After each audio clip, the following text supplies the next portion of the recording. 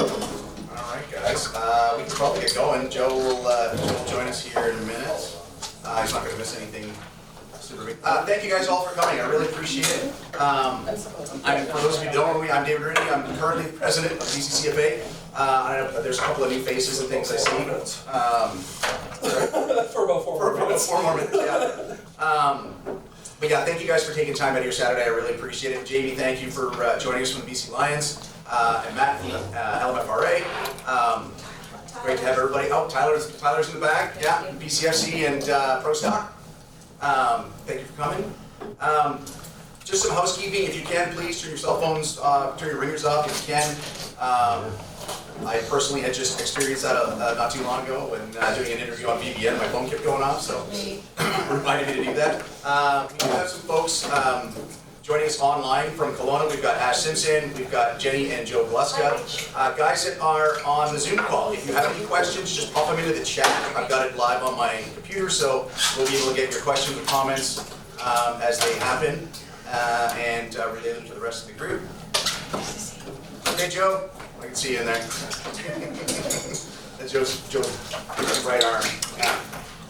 All right. So, we are going to go down the table here and introduce everybody on the executive board, and then we're going to start this way and get down to Kayla. And Kayla, can you please remind everyone of the voting procedures when we get down to yours? Can Lisa do that, please? Or can Lisa do that?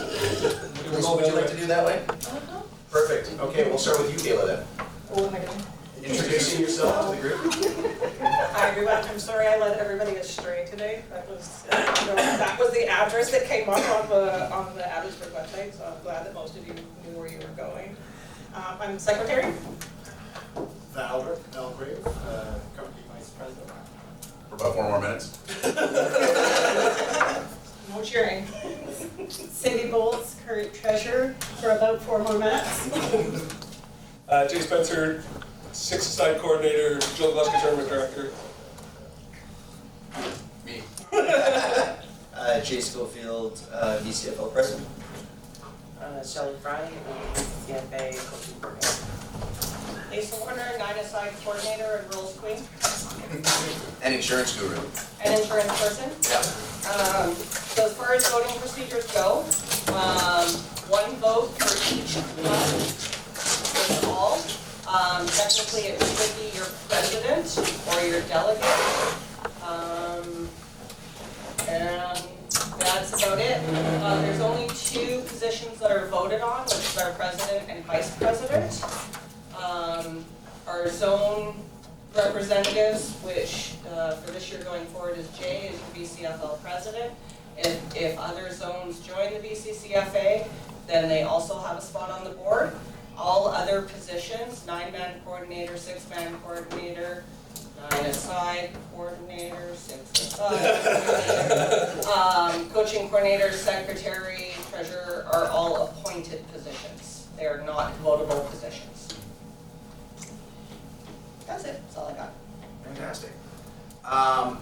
Next on our list, I was going to introduce Jamie again, but Shell has got some things to do this afternoon, so I'm going to bump up. You can do nobody like first. You want to do Jamie first? It's all right. It's entirely up to you. Yeah, because my speech is going to be about Jamie too. There you go. So, Jamie Terrace with the BC Lions. You have the floor. Thank you very much, David. Thank you, everyone, for inviting us. Also, thanks for all your hard work last year. It was a very busy year for us. As they say, the biggest year ever, but I say the busiest year ever. That's mostly how our staff looks at it. But it was a very successful year, and we appreciate all the contributions you've made to amateur football, as well as the support of the Grey Cup and everything else. I'll start off with some of the football development programs that we did last year and will continue to do this year. You can ask any questions as we go along if you have them.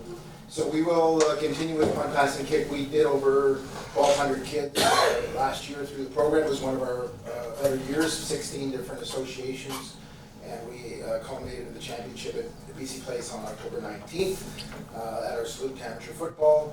And you know, that program, as old and stale as it may seem, is still a lot of fun for the youth and for our players. So we plan on continuing it. We have looked at different things, trying to freshen up the competition.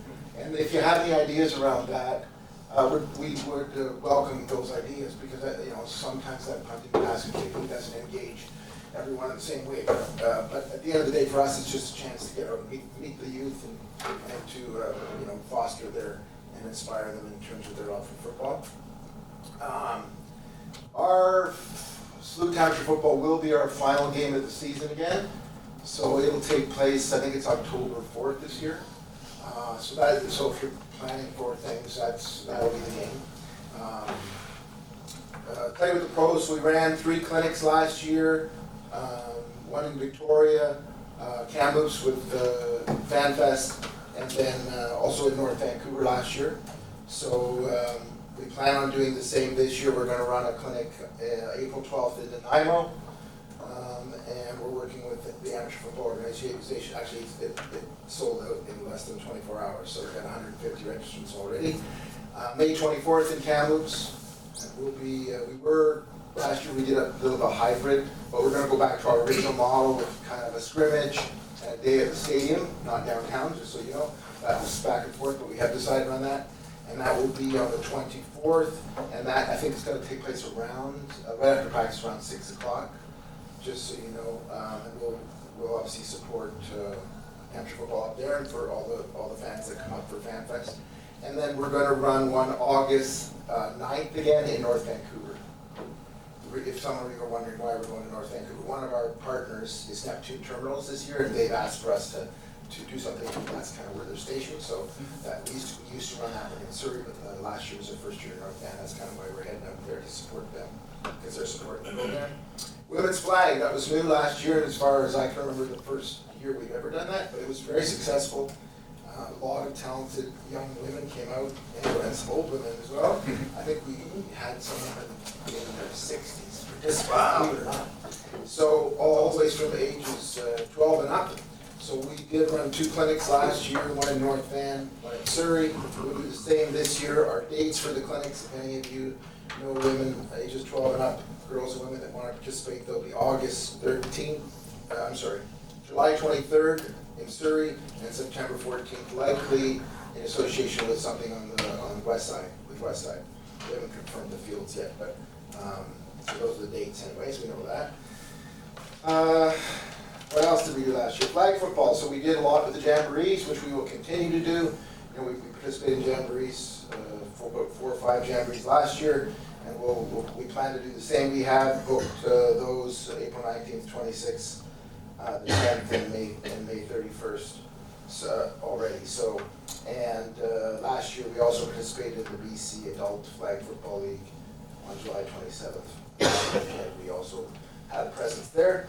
Coaching clinics, we ran 2 really, one larger one in partnership with high school football again, but for all of amateur football. We had good participation from the community as well. And we're going to do that again this year, April 5th, it's Centennial. So some of you should have, hopefully you should have received that information. Yes. Have you? Good. So I was getting on it, but we weren't sure of our location. So we are confirmed at Centennial. And our new coach, Buck Pierce, will be, I think, doing the keynote. But not all of our staff is in, but we will bring at least 4 or 5 of the coaches who are here to participate in that clinic, alongside some other coaches, I think, that will be gathered up through the universities, I think. Okay, that's the coach's playbook, right? Yeah, When they used to that's call the the coach's coach's playbook. playbook? Yeah, we call Okay. it, yeah, when it's advertised on our end, they call it the coach's playbook. Okay. It's free, that's the good news. I think we tried, like before, I think we charged, and then when high school was subsidizing their thing, we just made it for free, so. And it should be a good clinic this year. Amateur football ticket initiative, so some of you participated in some of those programs.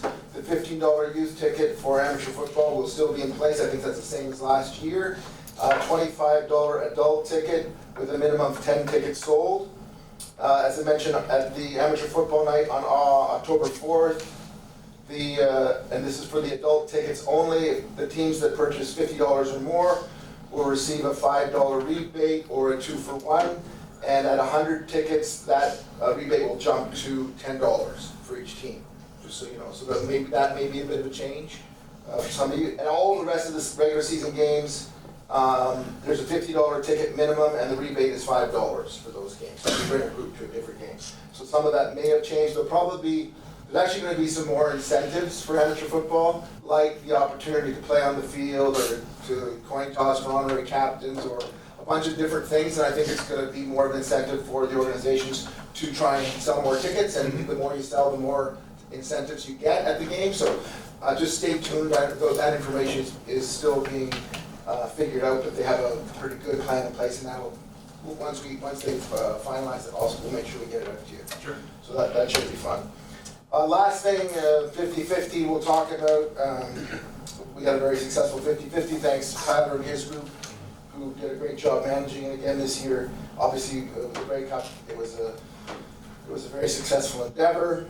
I guess the sad news, the transparent news, which I kind of gave David a heads up on last year, is that we are going to be changing the way that we compensate the Bccfa regarding our 50-50. We'll be reducing it to a set amount versus a share. In the past, we gave all of the major divisions of amateur football a share of that, but because the situation with the Bccfa has changed in terms of your membership, we've been talking about it for a few years now, just to see how things sorted itself out. But at the end of the day, we're kind of at the point where we're going to make a stand to reduce that share. Doesn't mean you're not going to get anything. You will get something. What that amount is, I don't know right now. I just got the actual numbers last week, so we'll figure that out the next couple weeks.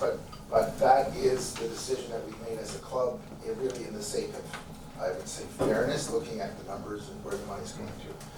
It's not something that was initiated by anyone else in amateur football. Just so you know, it's really our group talking about what we're trying to do to support amateur football and looking at what we think is fair. So obviously some of you may have different opinions, and I'm open to discussion around that. And that's my report. Thank you, Jamie. Before I open up to any questions, I just want to say, first off, thank you so much. We've always been great fans of the Alliance and the partnership we've had, and your support of amateur football is unquestionable. We love it, right? Honestly. We wouldn't be any happier with the programs that you guys are putting together. The low ticket costs and things to get kids out there. I think it's still the best value in Vancouver for sports out there. I do apologize. We wanted to participate a little bit more in the Grey Cup this year, but we didn't get anything. I didn't get any emails, any notifications of any events or anything. We could have been helping a little bit more along those lines, and I do apologize. We just never got the chance to. Yeah, as far as the 50-50 goes, yeah, it's not a surprise to me because we have had those conversations. We don't get government grants at all. We just don't. We get a gaming fund, but that's it. We don't get any government grants. The PSO qualifies for those. And then the events we put on are still, they're actually cost more than they did 5 years ago. And despite the fact that our groups haven't really changed. We're slowly getting, every year we're growing year over year, but it's not this massive growth that we've had in the past. So. We will endeavor to work within the funds that you guys provide. We're happy for them. We'll never say no to money coming from the Lions organization, and we still do really appreciate it. So thank you. Thank you. Yeah. How do you use the funds currently? We actually have provided last year, the year before, and I believe this year, a breakdown exactly of every. Yeah, we're 100% volunteer run, right? So every dime goes to the kids, whether it's through programs that we're putting on or other events and things. But yeah, it'll be in the financial. We'll get you a copy for sure. I can look at it because that's one of the questions that we're looking at. Yeah. But it's not our intention to cut your knees off. We Yeah. we want you to continue what you're doing because you're doing a great job, and we are still going to call on you for support when needed, whether it be for volunteers at games or whatever it might be. But and we do appreciate everything you do, and we do want to continue to support you. At our end, it's just looking really what we think is what's fair. Yeah. Totally understand. Yeah, and our support's not going to waver. Yeah, I think the three things we would encourage, we don't want to get involved in running amateur football, but I think from our end, the few things we would encourage you to consider is, and again, we always take it back to what's best for the youth, not for the organization necessarily, but what's best for the kids. One, they're not participating in a provincial championship right now.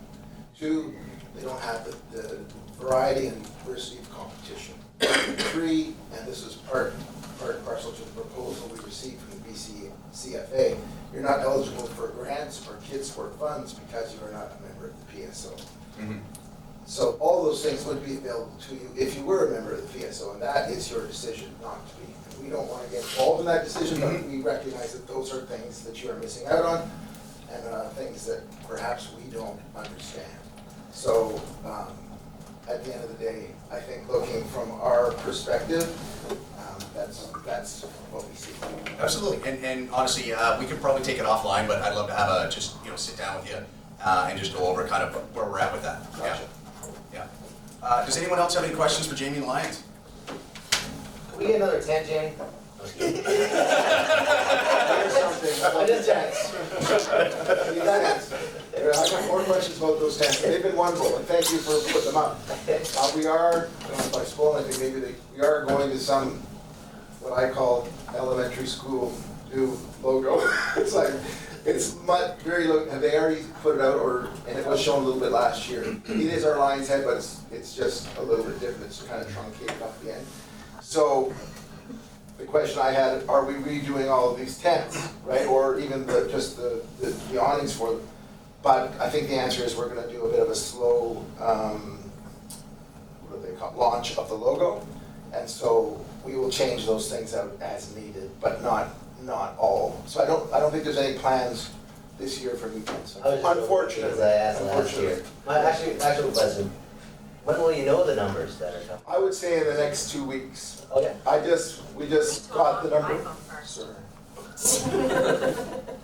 We just got the number I and. have 6 events for tomorrow, until next. So I received that thing on Tuesday or Monday or Tuesday, so we're just now crunching all the numbers and dividing it all up, divvying it all up. So, and then I'm gonna talk to our group in terms of recommendations. And so I would say in the next 2 weeks. We do have a question online. So high school is not a member of the PSO. So how do they factor into where the shares would go? Our decision is not based on membership in the PSO necessarily. It's more based on who you represent. Right. Because at the end of the day, when we originally set out those shares, I mean, going back to many, many years ago, I'm not sure if Tyler was around, but Tyler was, the BCFC got all the money, right? And they ran the draw, and we didn't have a lot to do with it. And in those days, they provided grants to organizations that came to them and said, hey, we need money for a clinic or a referees thing. They provided those grants willingly, but they never partitioned money off each year for the organizations. So when we took over the 50-50, we thought, hey, let's try and be a little bit more fair about this money and how it's organized and divided. And that's when we kind of came up with this idea of shares. And those shares were meant to go to those organizations that represented the major divisions in amateur football, community football, high school football. The universities really don't get a share, it's more scholarship based, but that's kind of the idea, right? And the PSO itself. So that's how it was divided. Now some would say that if you're not a member of the PSO, you shouldn't get anything.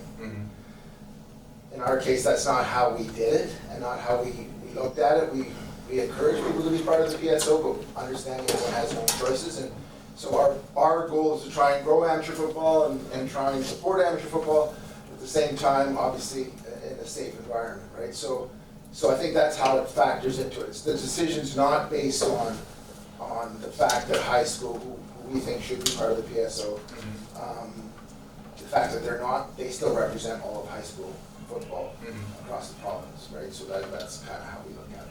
Yes. Okay. Anybody else? Questions for Jamie? I got one.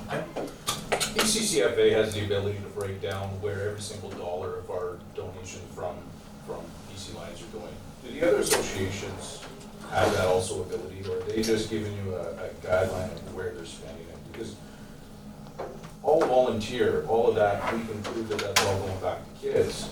Is that a concern for the Lions as to how that money's being used once it goes out? No, I wouldn't say so. They all have, whether it be audited or unaudited financial statements that we look at. They may not break it down in the same way you do, but if we ask for that information, they do. So we aren't concerned about how the money's used from the other organizations. We're fairly happy with the financial figures that we get and with the transparency around it. It's not an issue with us. Going back to volunteers and non-volunteers, I think that I guess is in some ways, again, a choice, and it's a luxury that you have here.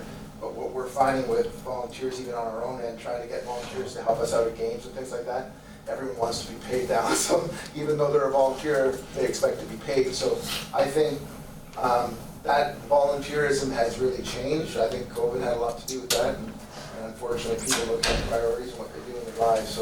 So from that end, we're not against, and Tyler will back me up, and we're not against people being paid in amateur football to do a job. We're not against that, obviously within reason, right? Sure, no, that was, more of my point was the transparency on how the funds are being used and how they're getting down to the players themselves. Yeah, we do ask those questions, and if we think something is out of line, we do dig deeper, and there are those that you probably know, like Ira, who ask those questions as well. You know, so there are people that are paying attention to that, and as well as us, and we're confident in terms of how the money is being used, and it's being used to do what we want to do, and that's support amateur football. I got another one here. Are there alternative means for funding or group projects that we could work together on in terms of supporting football within the province? Is there anything in your mind that stands out that you would like to see from us that might result in us sharing in some type of funding down the line, whether it's sponsorship or, yeah? I think this ticketing initiative is a good thing, that because you know, we had a request recently from an organization for support for a piece of equipment. You know, and my point was, if we do support this, I said, word gets out, and every organization across the province is going to want us to buy that piece of equipment for them. Yeah. And so, you know, the idea that came up, one of our guys in sales said, well, hey, if they went out and sold 400 tickets to their group, you know, adult tickets, they could get what they're asking for, a $10 rebate, right? So I think looking at those opportunities are there. I think you know, embracing those opportunities to raise money for what you might need would be a good way to do it. Okay, thank you. We're also we don't have the answers or the criteria or anything else, but just for transparency, there was money that we had that was set aside for SFU, which then disappeared, which we still have money in a fund. So that money was set aside for university athletes going to play, not for the schools themselves. So how we're going to deal with some of that money, we're not sure, but we are looking at, you know, creating more of a development fund, maybe a scholarship fund of some sort, that we could then have people petition for money. So stay tuned on that, because we'll obviously make that information available, but right now there's no criteria. Even though we've had some requests for money, we haven't really set the criteria around it. Okay. When are you coming up? For Kamloops, Yeah. me or the whole crew? You, I'm probably coming up that morning, May 24th. But I think one of my colleagues, Parker Hall, might be there for the whole camp. okay, They've asked to sort of have a liaison to help with the new coaching staff and everything else that have been going on. okay. So he'd be good. And we'll contact you soon, just to get everything in place. But I think the only thing that we know that's different is we probably won't have food. No way we shoot the food for the kids. We probably won't have food for the kids this year. They can start, but We'll we'll figure start. it out. There'll be food there. There'll be food there, but we probably won't be able to find it, I'm sure. Okay, no, that's cool. Okay, we'll touch base. Great. Anyone else? I have a question. So, are the BC Lions still, we greatly appreciate that you guys give our clubs 75 tickets usually, pretty much every year. It goes to some club to come to the Lions games, which we greatly appreciate. We used it last year as an incentive for our kids for a bottle drive. We did a bottle drive. Whoever collected the most money for the bottle drive won those tickets, rather than trying to choose a team and give these tickets to, right? So is that something that the Lions will still be doing for? Yes, but I think it's going to tie into more of the overall program that I talked about briefly. We have, I think it's 100 tickets that are purchased. They're purchased tickets through our sponsors of amateur football. So like Neptune Terminals and Doman Building Materials, it's our owner's company. And who else is I should know? CarStar is another one, and Levitt Machinery. So there's 4 sponsors, and as part of that, they each get 25 tickets donated to amateur football. So those are probably what you're referring to. We move them around and share them with the different organizations. This year, I believe they're going to use those as free tickets for those organizations that participate in the ticketing program. So, you know, that they'll give 25 tickets or 50 tickets to them. But it's gonna be a little bit based on performance as it relates to that ticket program. So I think that's kind of how they're gonna do it. They're still gonna give the tickets out each game, but I think they're gonna tie it more into that program, from what I understand. So in order for us to do this ticket program, how do we do that? Like, Yeah, you would contact a ticket rep. There's one, I don't know if you have a ticket rep that works, that you know that works mostly with your, I dealt with Parker a lot. but I yeah, don't know if well, he's- Parker's not ticketing No. anymore. I deal with him. Yeah, but he's still a good Just call person to Parker. reach out to. Yeah, But just we have a dedicated rep for those that don't have a rep. His name's Avery. So if you contact tickets and ask for Avery, he's been designated for amateur football. So, and he'll be able to tell you more about the ticket program and how it works and all that sort of stuff. But at the end of the day, if you need something for your fundraisers, that sort of thing, you know, whether it be for tickets and a rep ball or that sort of stuff, Parker's still your person. If you're doing fundraisers and that kind of thing, and you need a nice package, and we're happy to support that. If you're looking for more bulk ticket buys, I think look at this program, and if you run into trouble, then contact Parker and see what we can do for you. Because at the end of the day, we still want to look for every opportunity to support you. So if you're frustrated by it, then contact us. I can always find some tickets. So. Okay, yeah. Not for the home opener, okay? For most of the other games I can The find. kids just love it. They, Yeah. you know, it was such a fun experience for them last year doing the. One thing we're changing, which is, I guess, related to amateur football, but more just to youth in general, we have the kids club, and kids club included, and we have youth tickets and all that sort of stuff. So youth tickets, I think, are going to jump up to $19 this year. But anyone who purchases a youth ticket is going to automatically have the offer to join Kids Club, which costs $20. So they're automatically going to get in. That's kind of the plan. And obviously there's an age range that works for. But that's kind of another difference this year. We're not necessarily going to be selling Kids Club. It's anyone that buys I didn't mention, the one piece that I didn't mention was the quarterback club, you know, which is a youth ticket and adult ticket, which is $200 in total, season ticket. And it's kind of the whole idea is that, you know, your young football player takes his mom or dad to the game. That's still in place. That's a $35 savings on regular season ticket prices, and it's for amateur football. And it includes an additional youth game ticket, an exclusive on-field experience opportunity, and a quarterback club patch, which Kayla really likes. And Oh, yeah, I forgot about that. Thank you for reminding me. I don't know why I needed that, but. And at any rate, that's still in place. So, and those people will also become members of Kids Clubs. So that's a bit of a change this year that we're sorting through as well, because I know it's going to be a bit awkward for fans that want to come up and buy Kids Club for their kid, right? So, you know, we'll figure out how to do that. But it is a change for us this year. Perfect. Thank you. Good questions. Bottom line is, if you need support, please don't hesitate. This doesn't change our relationship. We want to support you. Reach out. If you get frustrated, talk to Parker, then he'll end up talking to me. Every year, today we've sent a crew, or last couple of years anyways, we sent a crew to the Yukon. It's a very rural area, the Yukon there, so something that you've been supporting. For sure. Maybe some mini footballs and some. I got some footballs from the Grey Cup left over. I think that, I don't know how many, but there's some that were left over from that. We can donate some of those as well. Great, we'll reach out on that. Thank you. Yeah, for sure. Awesome. Anybody else, guys? I got one. Who's the opening act this year? Yeah. I'm hoping for Beyonce. I'm pretty sure it's not, I have no idea. It's the most closely guarded secret. Madam Prince Harry was the most guarded I secret. never know. Yeah, I tried. That's a good one, Ken. Buddy. good job. Thank you, Jamie, again, for everything. We really appreciate it. And yeah, we're still long-term partners with the BC Lions going forward. Yeah, so thank you. I'm going to bump up, because Shell has a busier afternoon, we're going to bump up the Chasing Hope piece to now. Shell, the floor is yours. All right, so I'm going to stand up because that's what I do.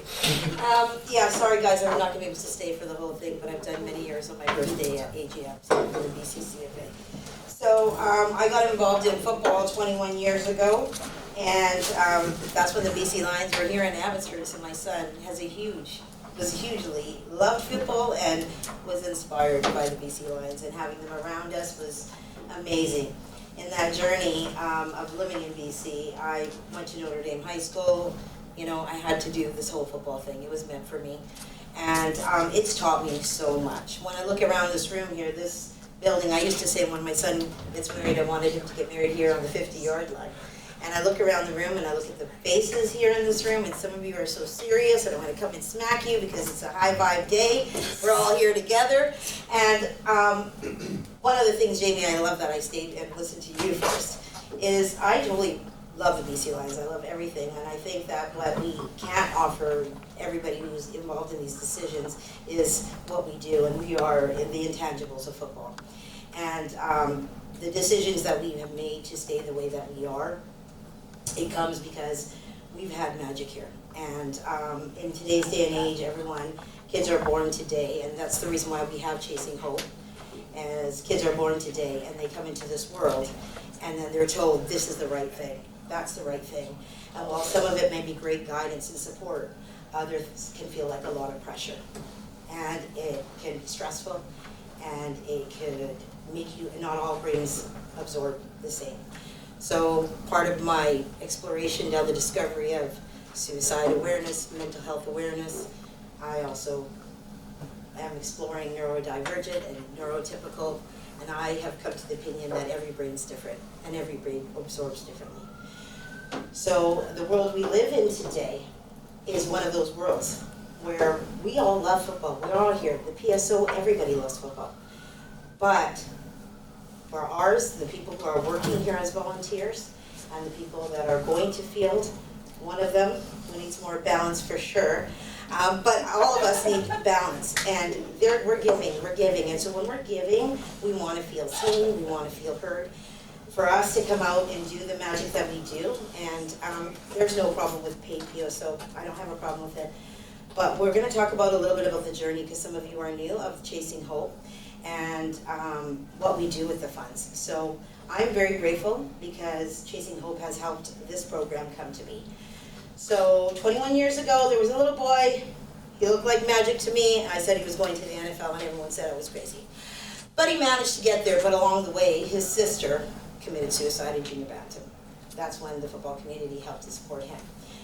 The guidance, the support, the love that he received, he and his mother came back to us, and we did lose other players along the way, and we initiated Chasing Hope. So with the funds that we had at the beginning of this, we utilized those funds to do this is not going to show on any report, but across Canada, we were the first ones to ever do a seminar, a recruiting seminar with all colleges and universities that we could get. Adam Rita was on the call, David Sanchez was on the call, Damon Allen was on the call, Chase Claypool came back and went on the call. We had juniors on the call, so everyone gave their perspective. It was a great day for us. So we did that with the funds we have. We got everybody logged on at home, and then all these different post-secondary programs said, boys, this is what we're looking for, all the way from the East Coast to the West Coast. And that was done here, but it's never noted anywhere. Number two, we started bringing in the game. We have players across the province, which again, doesn't show on the paper, but I actually stayed up all night because I care about these boys. My blood pressure went to 200 over 129 to get these players noticed. Created profiles, 10 a night, 20 a night, hyped everybody. Because what they are going through in life, you need somewhere to be inspired. So we are important, and they are so important. So what else did we do? We did the game. The game for 2 years with VBN Sports. What did we give that no PSO has ever given yet? Kids, on the field, sideline interviews. You run off that field. Hello, there's someone standing there. Little boy, how'd you feel about that game?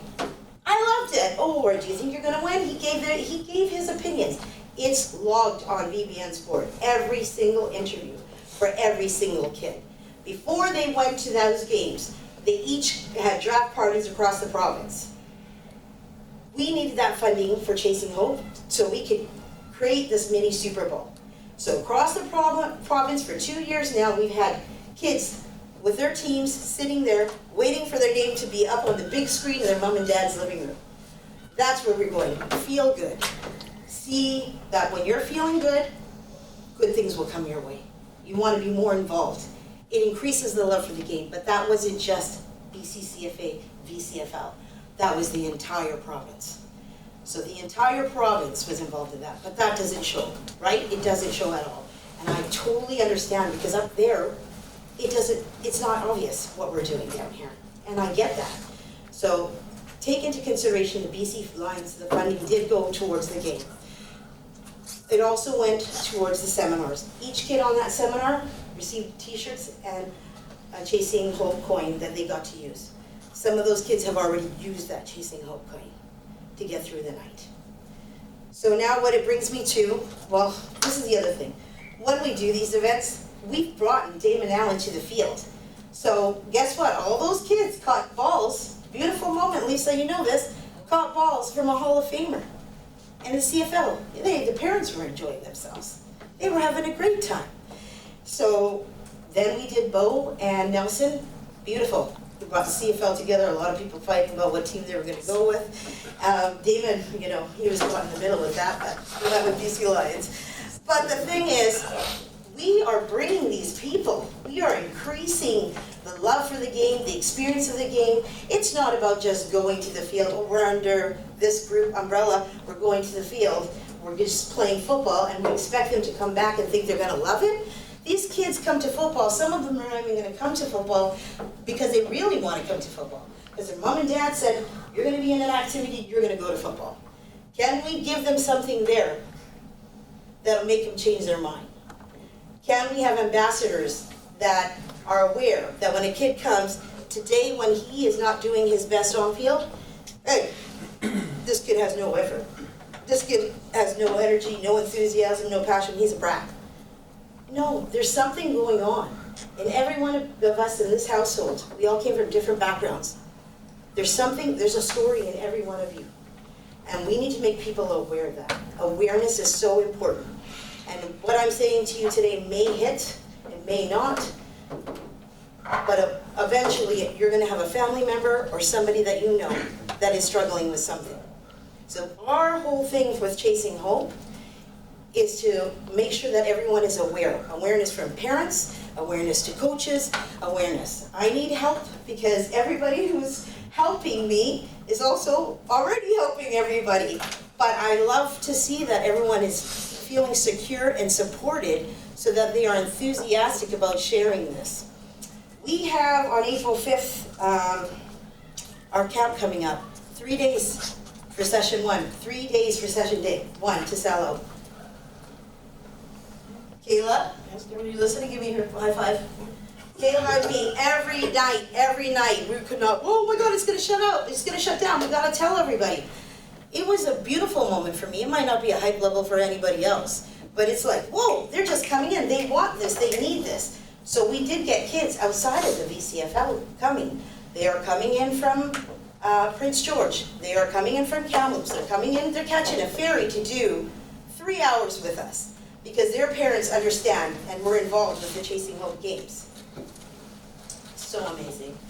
Now, I'm going to say to you guys also, when we do this, we have session 2, so we're going to have 160 kids there.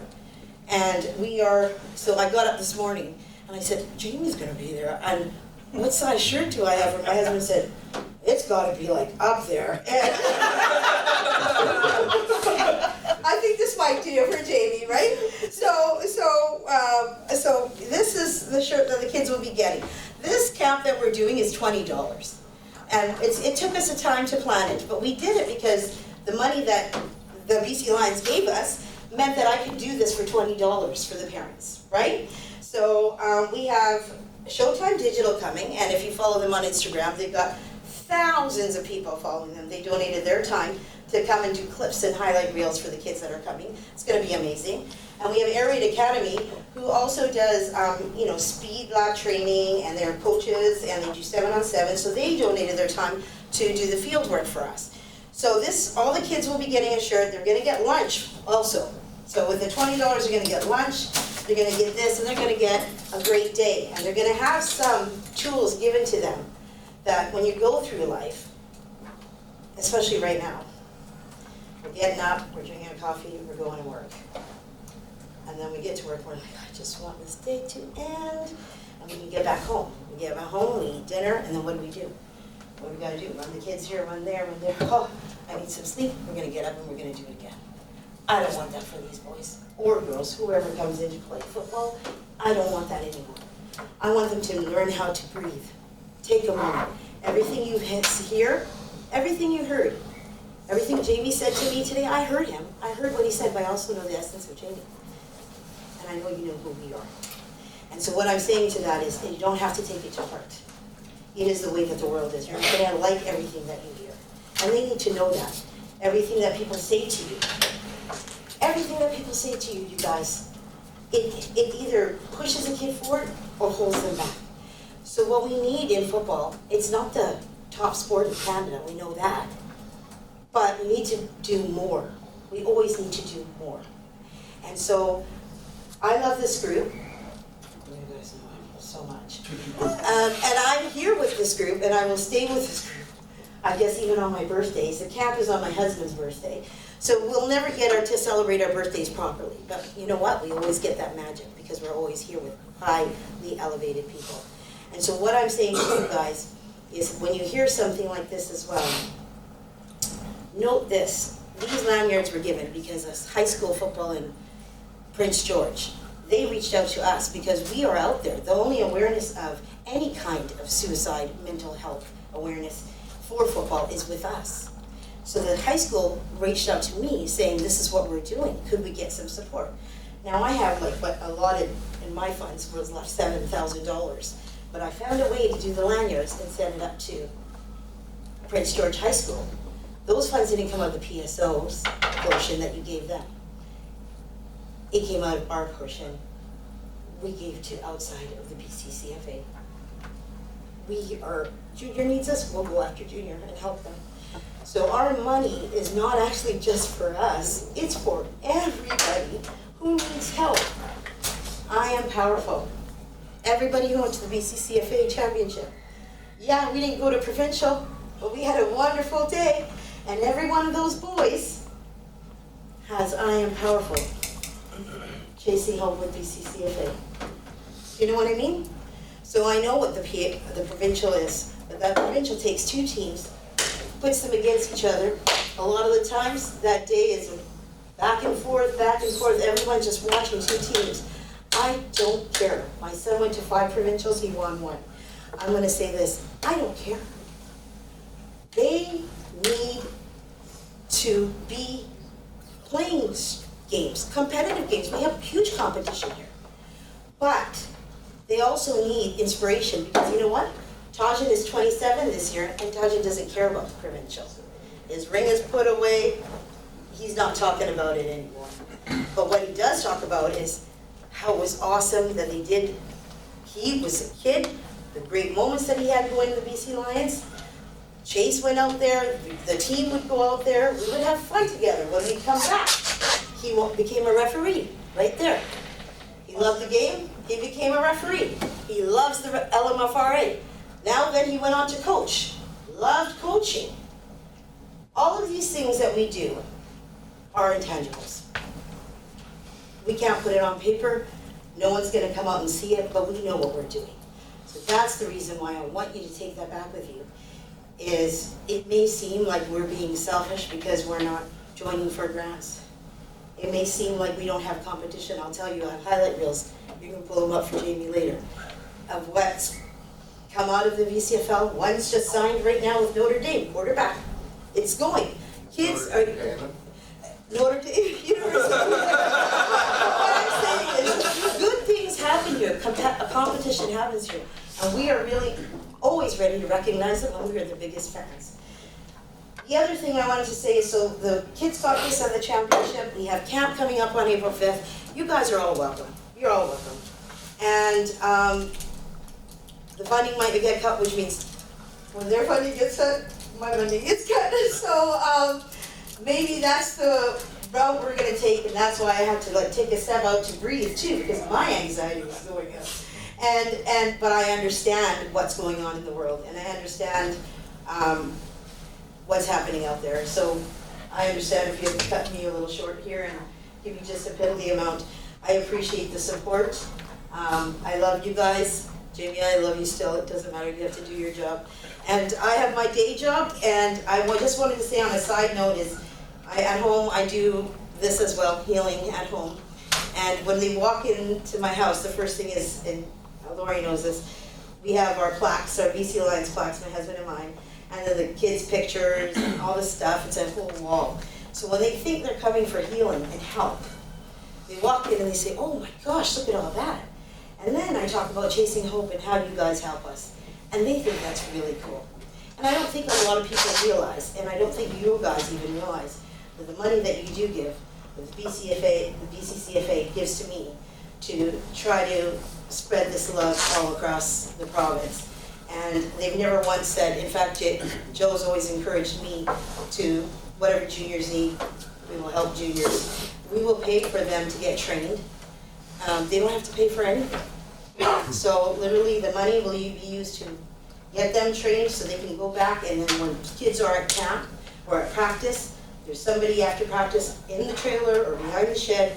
If you need to talk to somebody, you can talk to somebody. If everyone could wear one of these, the kids will also say, everybody understands. So it's more than that, and I know you know that it's more than that.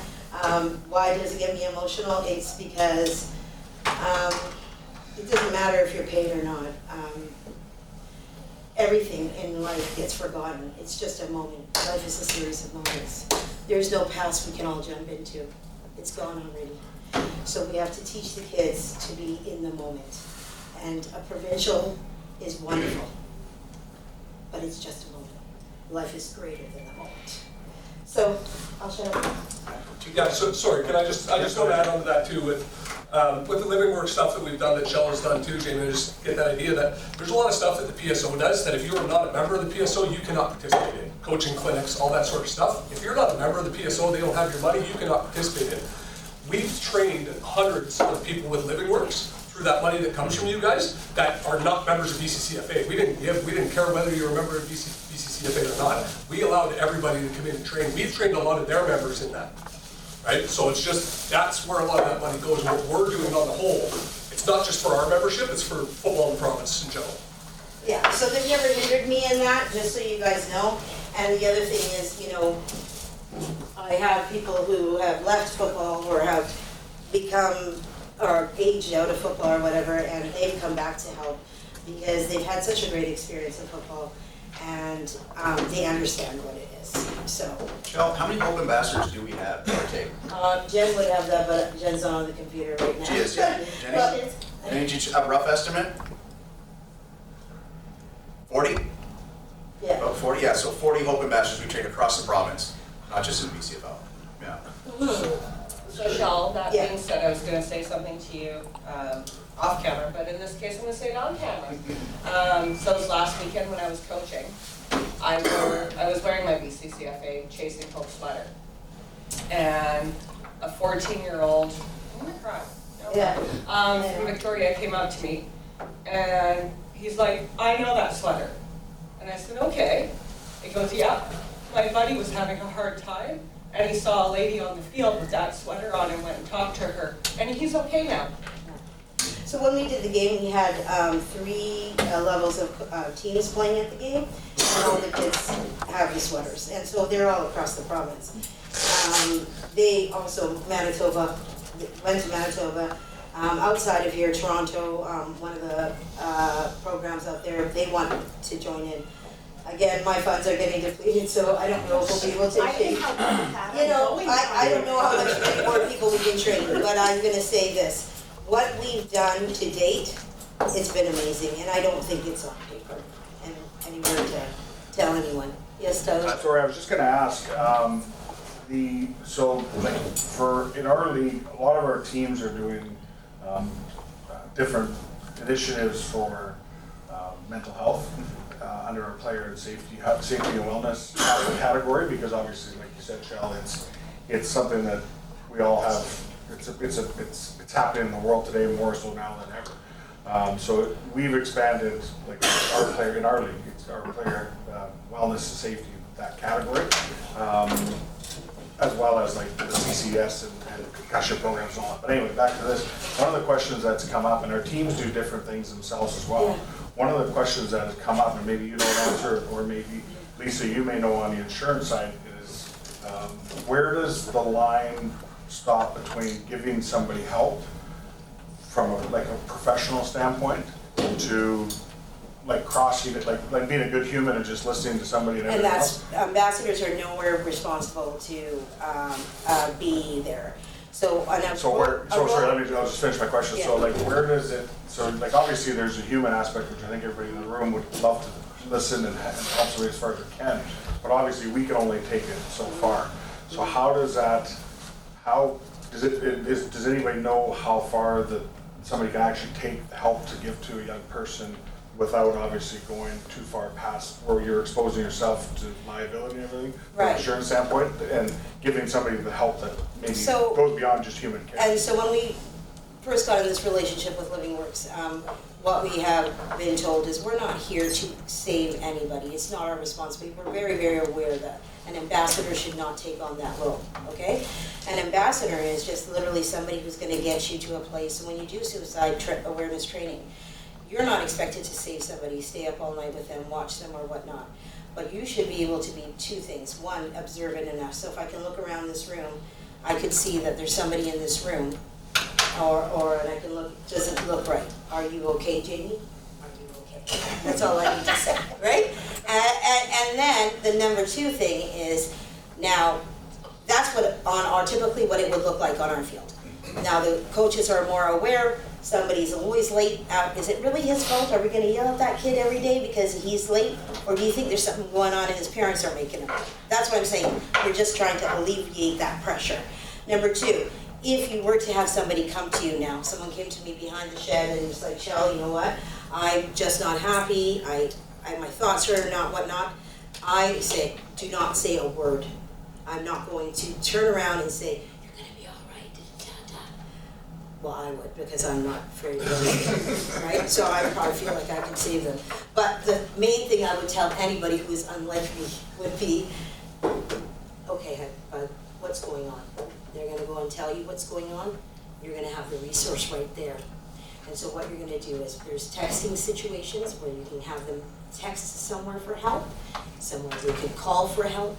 There's everything. The idea is get them help there, a resource. That's it. You're not having to say anything to them. You are just a resource. I'm just here to hear you. We're not here to give them advice. We can't fix it. We don't know.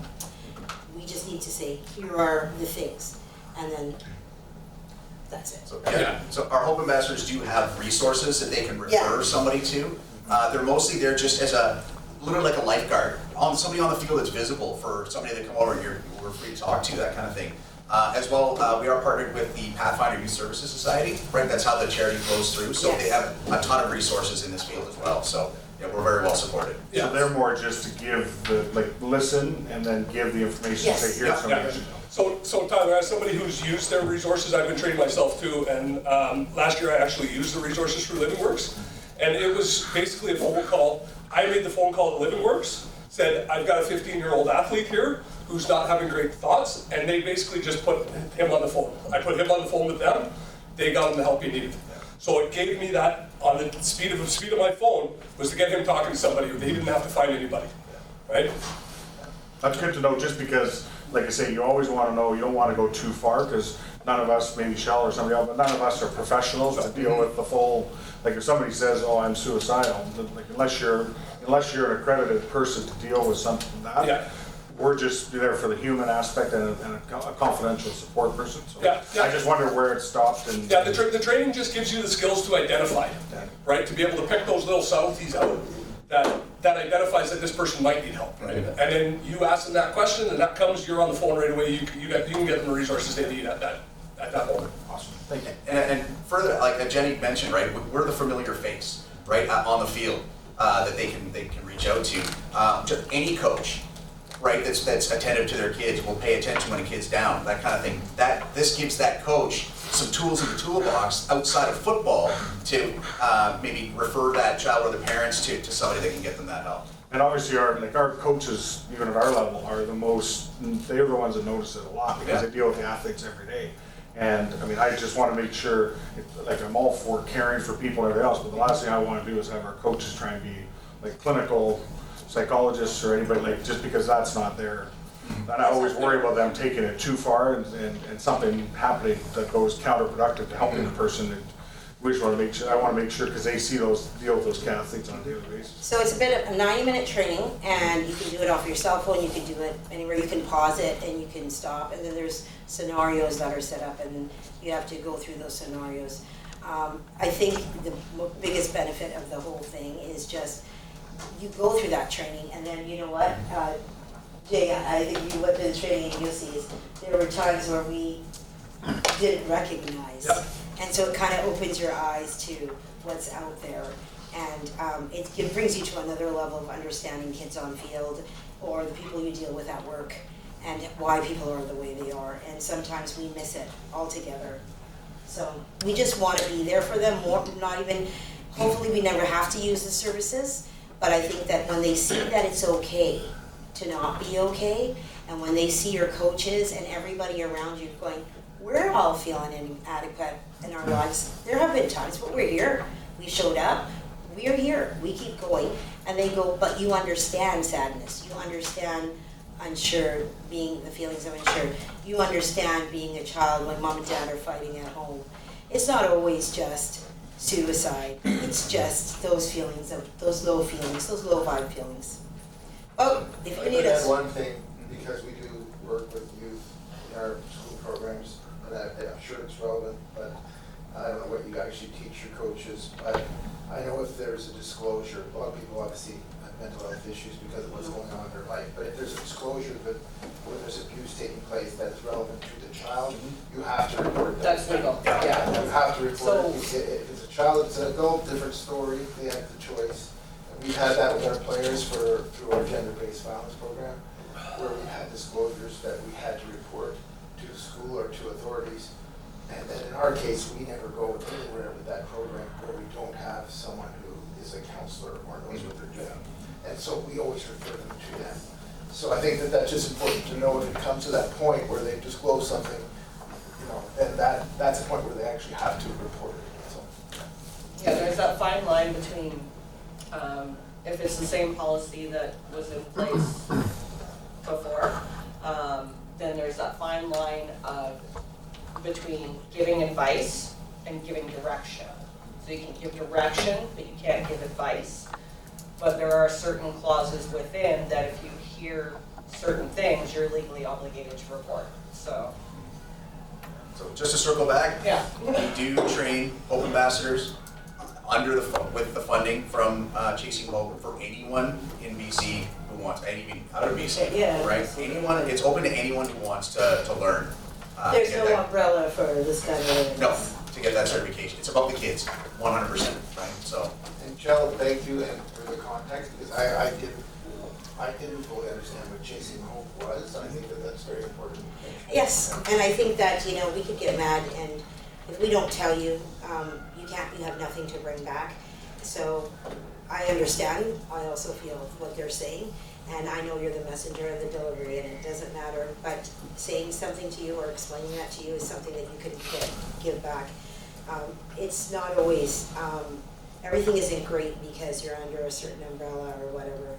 And the people in this room, they're here because they like the way that it's growing. And we came to a place, but we will find our way back because that's what we believe.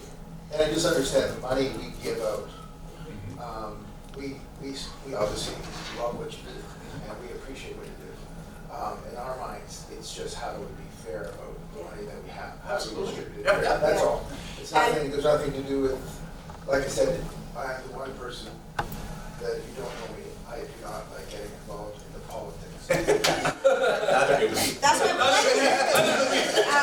That's why you're still here, You know, I'm a coach. I know what that's like, so for us, it's trying to read through everything and do what's fair, and we may not always have the right answers, but I think this information is very important.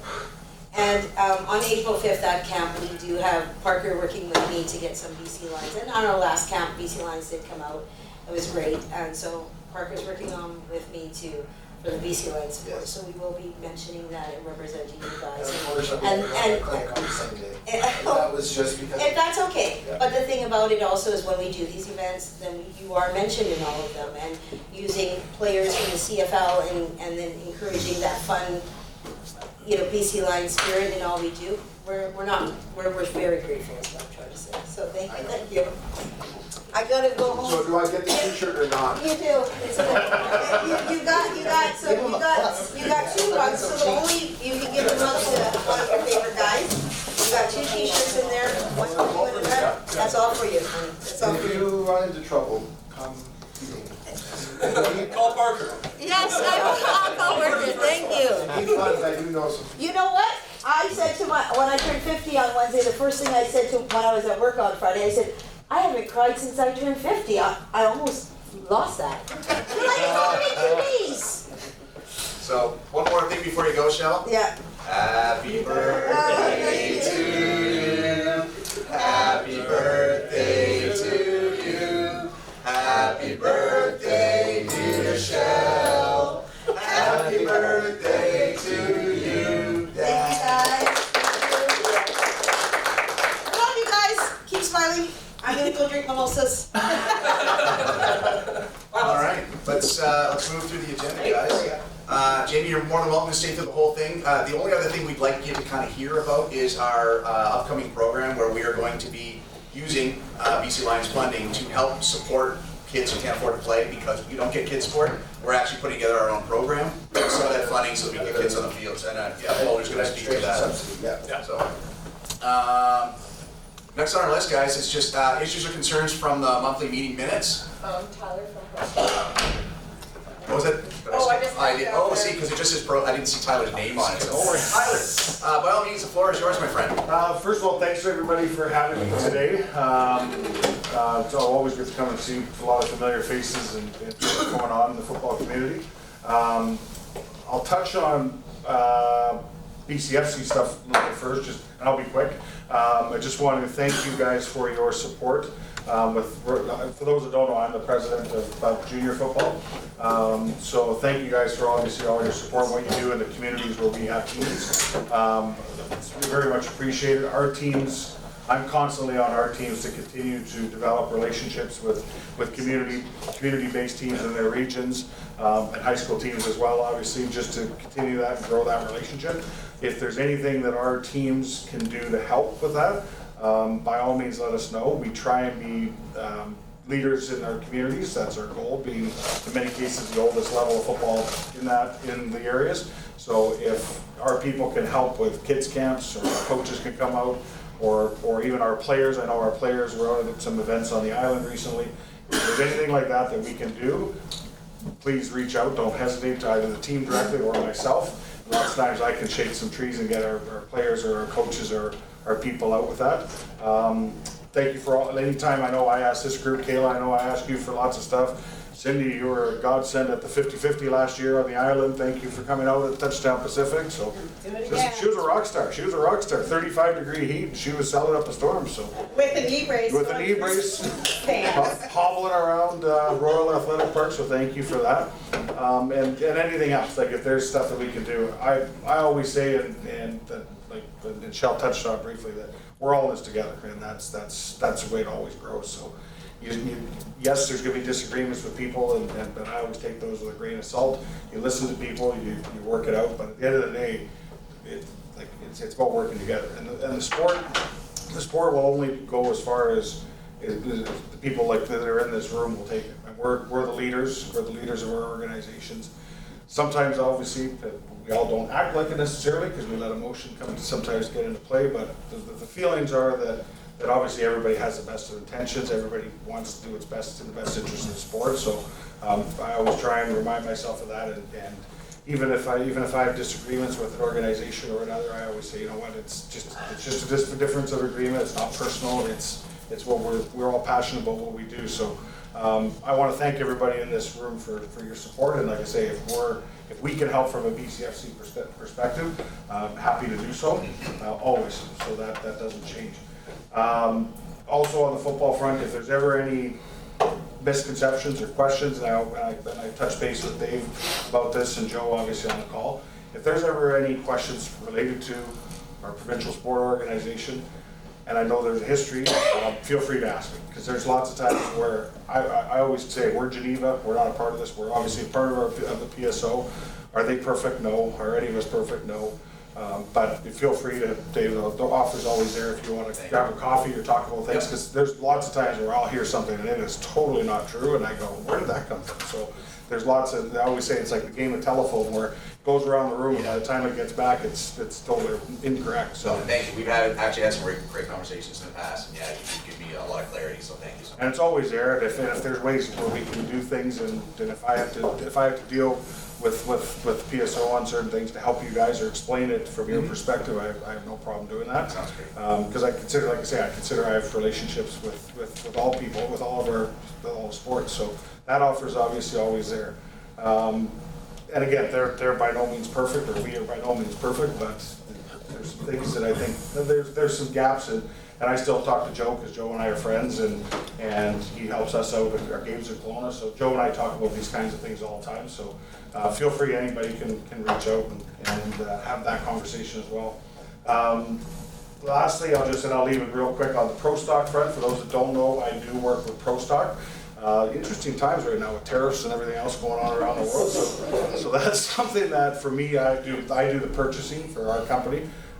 So I'm, for myself, dealing with vendors in the U.S. and what's made in the U.S. and what's made in China or Vietnam or wherever else. It's interesting times right now. So if we can obviously help from that perspective with any of the associations, happy to do so. I know some people in the room deal with a colleague of mine, Barry. Some deal with a colleague of mine named Brad Gamoka and Barry O'Hara. So they might be your touch points as far as who your contacts are, but my phone is always on, and again, when it comes to football stuff, I'm going to leave a couple catalogs for people to take if they want at the door, but my phone's always on, and as I tell people too, I said, even if I'm not attached to any associations, just because of what I do for my job on the purchasing side of things, I'm always here as a support, or if people need anything, they can always call me, and I've helped Kayla and Jay out with some stuff, with different things, so I'm always here because obviously I have a vested interest. I'm a football person, my volunteer life is football,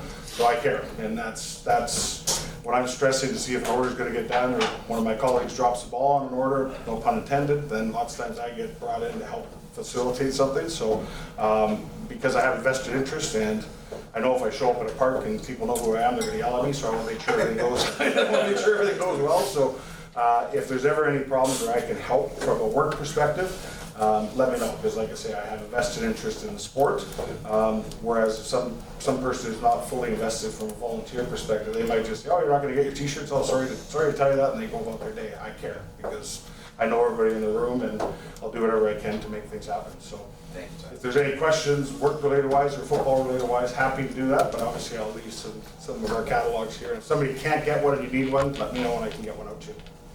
Thank you. Awesome. Does anybody have any questions for Tyler? Either on the Pro Stock or the BCFC front? Got easy today. Right, there you go. Fantastic.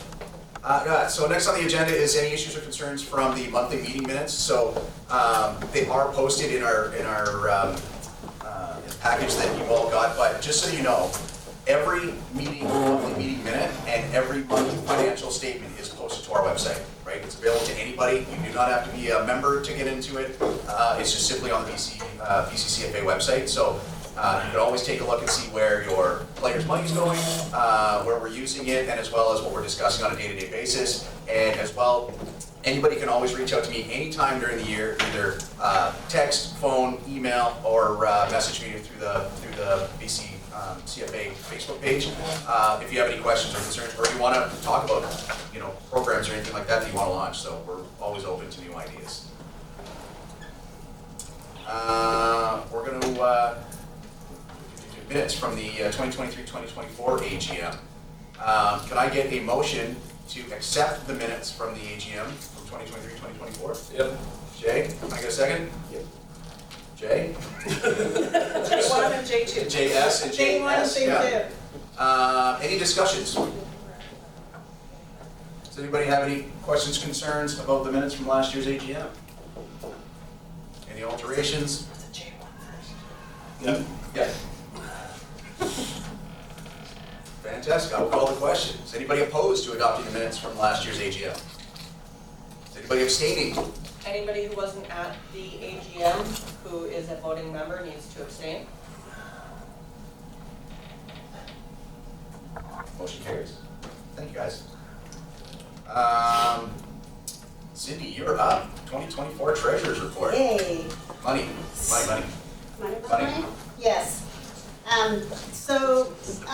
You guys all received the package early. Nobody responded to me with any questions about the AGM package, and the treasurer's report. We did have financially, we are healthy again, also because of COVID. We still have that money that we were carrying over that we, couldn't use, but now that we're able to be back in person, we're using that money more and more. So as you can see, we had a bit of a deficit where we were over the budget that we approved and over what we had brought in based off of our revenue and our expenses. And in the proposed budget, you'll see that we will also have a difference, but that's because I inflated the costs exponentially to accommodate for, carbon taxes and this tax and that tax and everything else. Did not even think about the US at the time when I was doing these reports. So hopefully that takes into consideration as well. With the BC Lions funds, that also helps us keep a healthy budget and provide those same initiatives like the flag championship, like Six Aside, like the tournament in November. Using those funds to help put those on is great, thank you. And we're able to we're starting some new initiatives as well with the flag championship opening up to Canada. So that's one of the items that we have been able to move forward with. I'm not going through each of the monthly statements. I'm assuming you guys all had a chance to read them, understand them. Does anybody have any questions regarding monthly statements and the year-end actuals versus the proposed budget first? I have a question, Lori. I was looking at the guy behind her, but. I'm just curious, so in January 2024, Yes. we have the insurance policy, which is $22,400. Yes. And then in December, we pay for the new policy, which Yes. is $17,000. Yes. So, two-part question, what's the difference? Like, why is there a $5,000 difference in that? It Lowered. I can tell you. It's Okay. based on the numbers, the 2024, the one we paid in January was at the December cutoff, but I didn't get the invoice until January. Okay. So that was for the 2024 year based off of our numbers, and then the payment that I made in December of 2024 is our 2025 insurance numbers based off of our actual numbers that we proposed to them, so that's why it was down. Okay, and our insurance policy, I think a couple of us have the question of, can we get a copy of like the policy itself? Like, If you want the full policy, I can send it to you. It is 106 pages, but I can absolutely send it to you. That's my only. $17,000 worth of lawyers put that together. Just so we have a copy of it, but my main question with that, like, do we have D&O insurance included in there? Yes, Okay, that is So one does that reason our cover policy us? is high. Yes. like within the Abbotsford Falcons, if somebody from the Abbotsford Falcons was to sue me or Leslie or somebody, As part of the is Falcons, it covered under yes. that? So we don't need our own? Nope, it's covered in your D&O insurance, as long as you are registered with your Societies Act as a DRO then you are covered under the BCCFA policy for D&O. So we don't need our own individual one? Okay.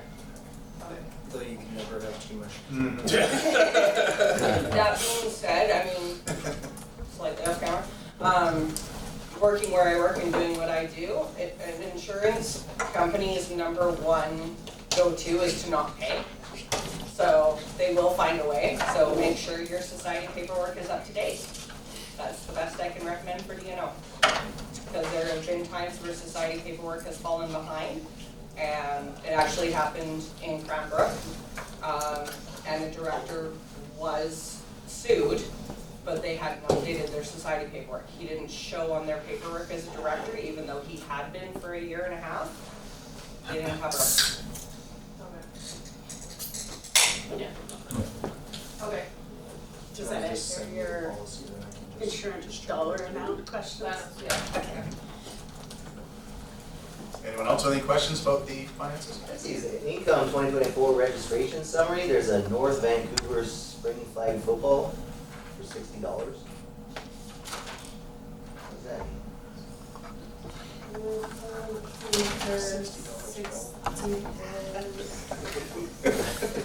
We sent a team to North Van to play in their tournament, I believe. And that was the tournament that determined who went to the Pro Bowl, I think, wasn't it? Wasn't that the regional? Was it an Last year. expense? Wasn't that when you? Or is that on the registration?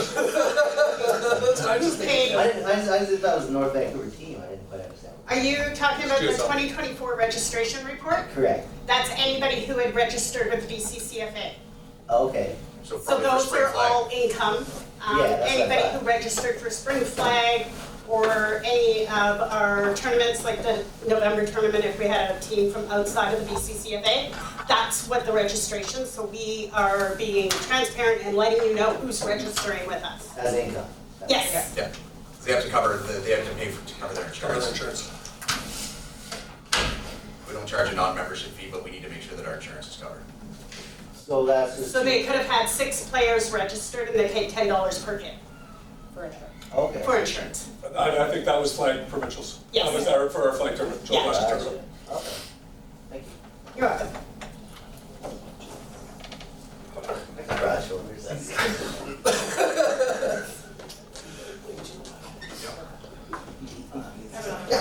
Yeah. Can't get through a meeting without me having a question. The esports test fees collected. So, when we register our kids for esports test, does all of those fees go to you? The the membership fees and everything else, yes, but we also pay fees on top of that. The esports guys collects from each of us. Yes. Yeah, Yeah, that's what- a user fee. But is it esports desk or is it BCCFA? Or is it all in the same? Well, we charge, what is it, $30? Yeah. Yeah, That's and insurance, then right? that's insurance, Yeah. membership fees, coaching Yeah. fees. Out of that $30, we actually pay a portion of that to esports desk from us. So that's, esports test fees collected, is that the $30 insurance? it's money coming out of Comes out that, of but that. we actually only get like $28. Is the convenience fee that we absorb. Yeah, because we pay, like on a $200 registration, we pay $5.50 processing and then 75 cents convenience and then the tax on that. That's Yes. esports test fees. So that's Those are esports esports. test. That's not covered. That's my question, I'm just trying to clarify the fees, No. because I'm being asked. We pay our own, on the $30 that you guys pay to the BCCFA, we pay $2 and something to esports desk out of that money. So we actually only see like $28 or something like that. I think it's $1.62 that we pay, and so we get 28 something that we actually get out of that $30. So the $6.56 that we pay goes to esports test? Yes. Yeah. Not to us. And you have the option to assign that to the player or to yourself. Yeah. Okay. So we take the hit. BCCFA takes that $1.62 per player per $30. We pay that out of our pockets. We just wanted it to be a flat rate, because sometimes, like, when you do a convenience fee, then they Yeah. charge more than the parents are like, why is it? So we just went, okay, we're just going the flat fee. $41.62? Yes, so we pay the fees on behalf of our players and their families. Okay. It's not a reciprocal tariff, I'm not trying to. Any other questions? Can I get a motion to approve? Can I get a motion to approve the 2024 budget? Or sorry, the 2024 treasurer's report? Sure. Jake? Yep. Jake?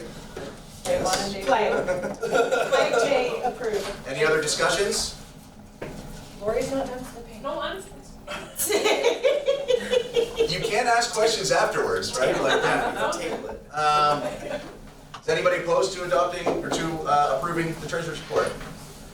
Any abstentions? Motion carries. Thank you, guys. Now on to the new budget. Yes, so on page 39, Lori. That's me. Page 39 is the actuals versus proposed 2025 budget.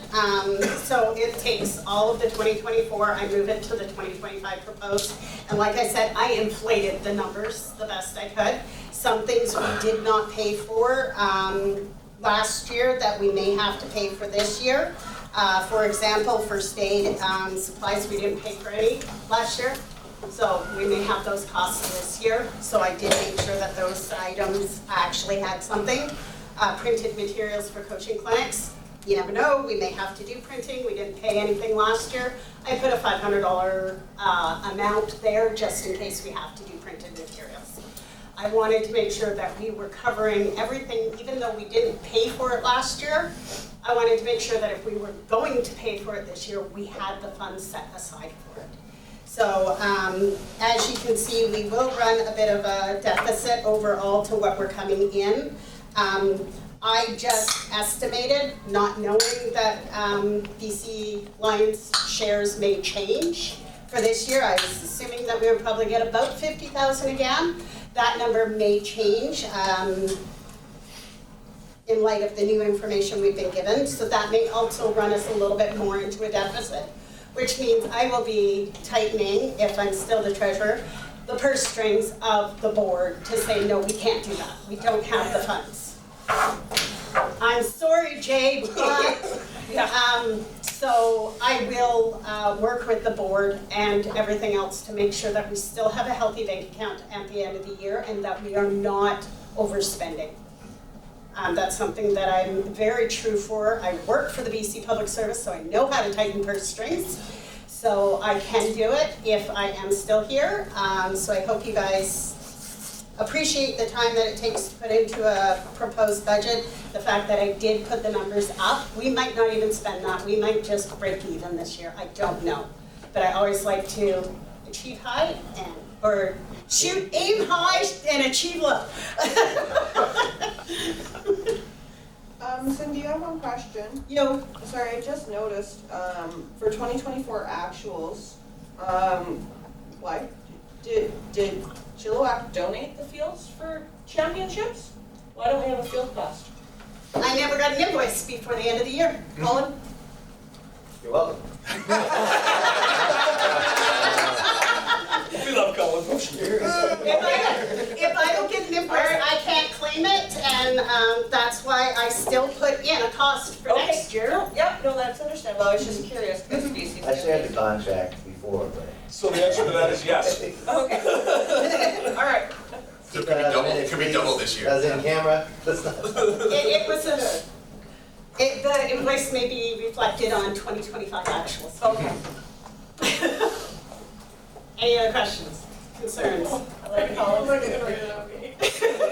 so, yeah. That's fine.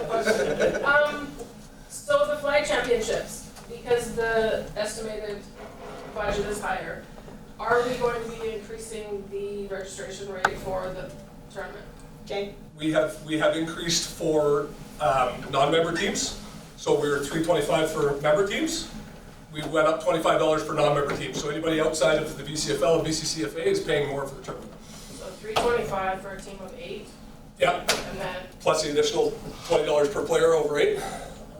Maximum of 14. To a maximum of 14 players. And we're $350 for non-member teams, up to 8. So anybody outside of Bccfa is paying $350.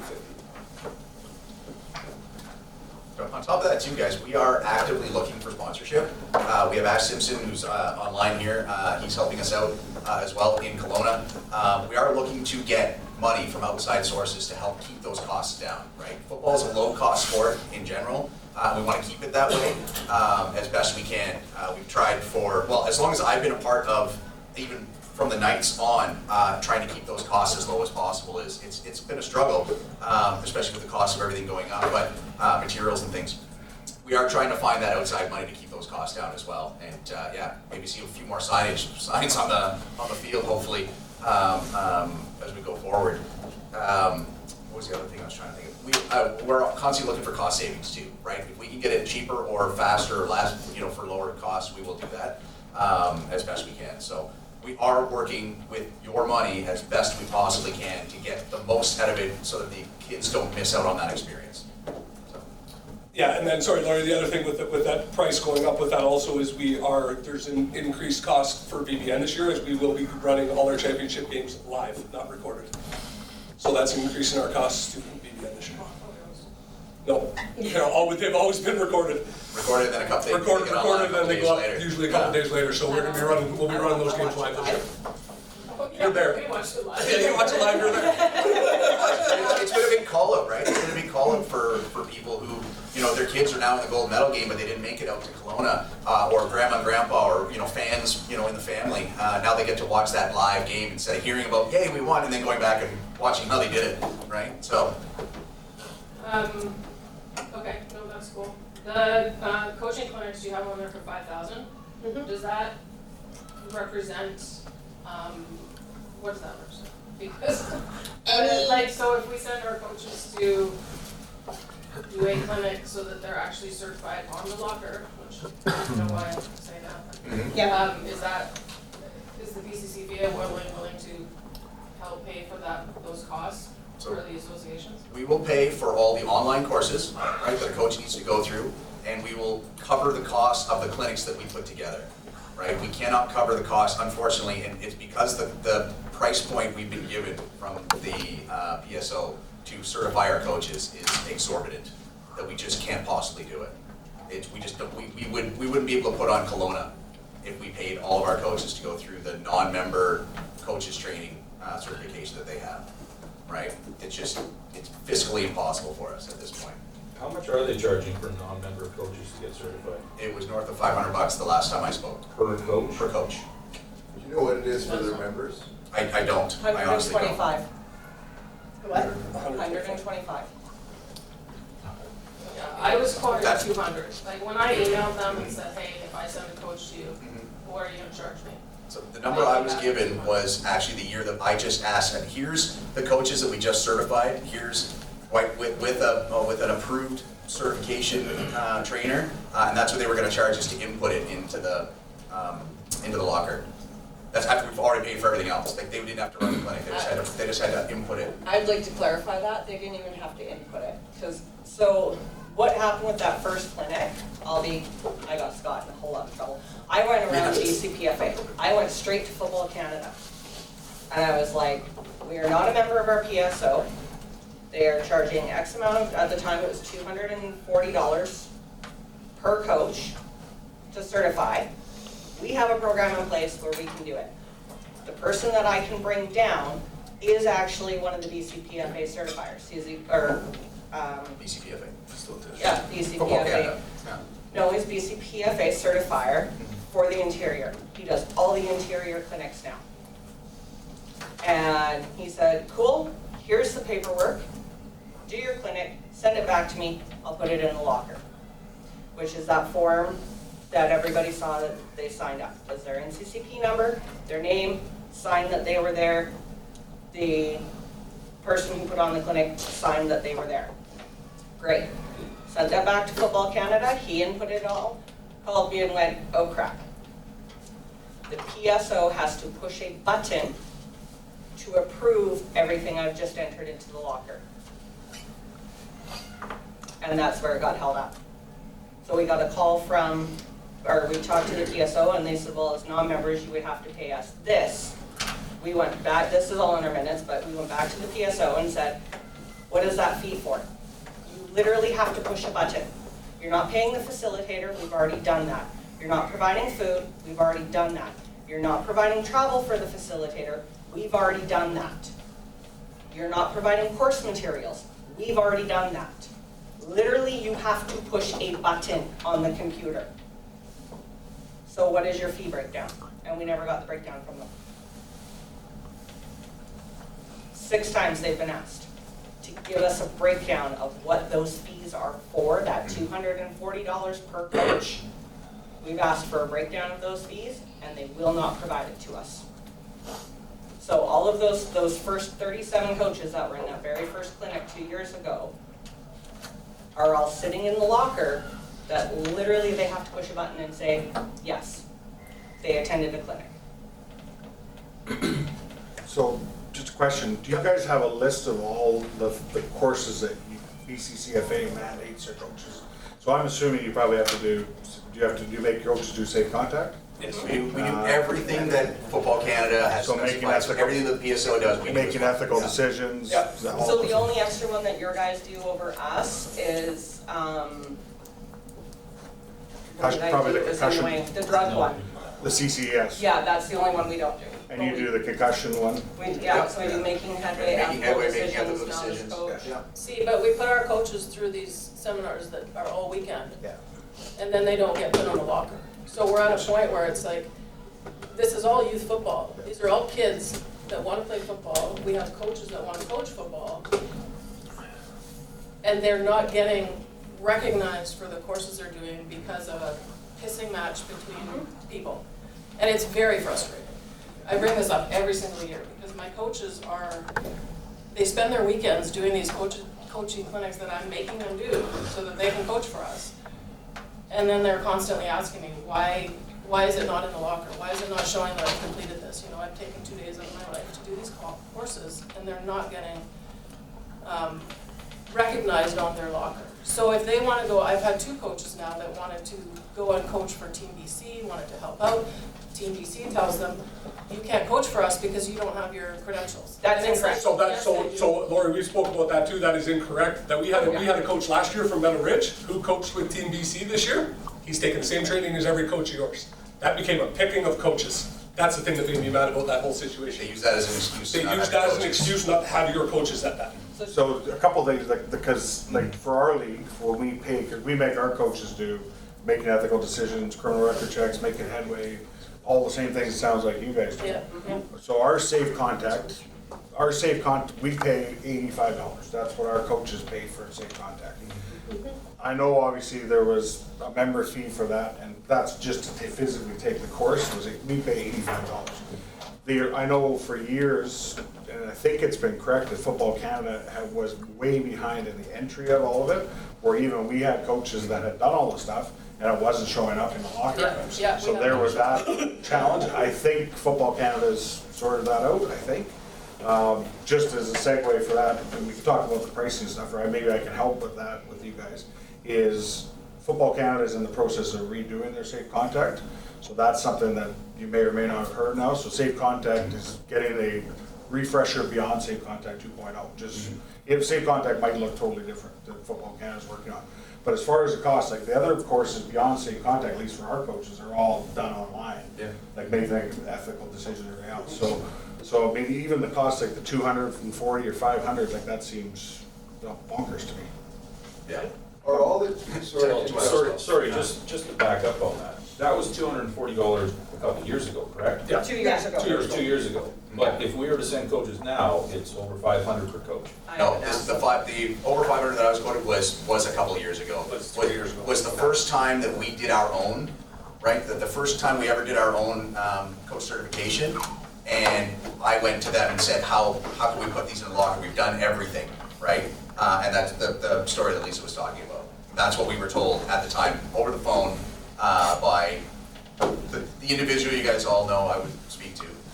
And that's what I got. And then I said, well, okay, if that's the cost, give me the breakdown of it so that we can review it and take a look at it, and we never got it. Right, so there was a number thrown out that was $500 a coach. Is that what it currently is then? Not that I know of, because I haven't spoken to him since, about this specifically. So the 240 was basically to put all the stuff in the locker, or was that what the safe contact course cost? They were telling us 240 was for safe contact and novice coach. Yeah, so novice coach is one that, novice To be coach you uploaded. can do online, and novice coach you have to also do a workshop for it. So you have novice coach workshop, and then you have novice, so I've had all my coaches do the novice coach online, and then we reimburse them for the cost. And then the other one is safe contact, which they have to do in-person clinic. So those are the two that, that we get charged, so $85 is one, and then the other one is $19.99. To the novice coach, that's what the novice coach is paying.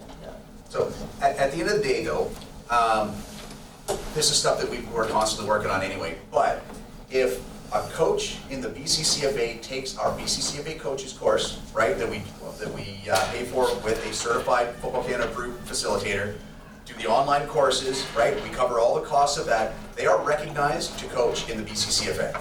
They are. We keep record of that. We've got their NCCP numbers, everything else. The only thing they're missing is the locker piece from that.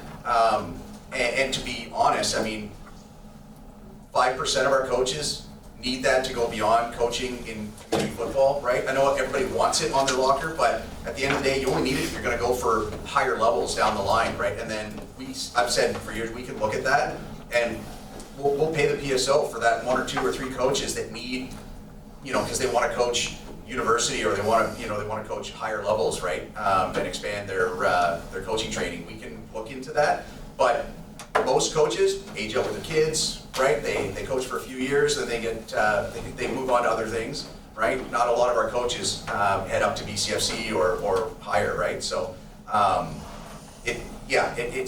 it's a big issue, but with a small number, right, at the end of the day.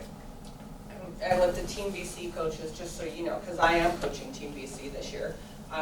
So the Team BC coaches is, they go through your locker, and if you don't have certain courses, you have to a certain date to do it.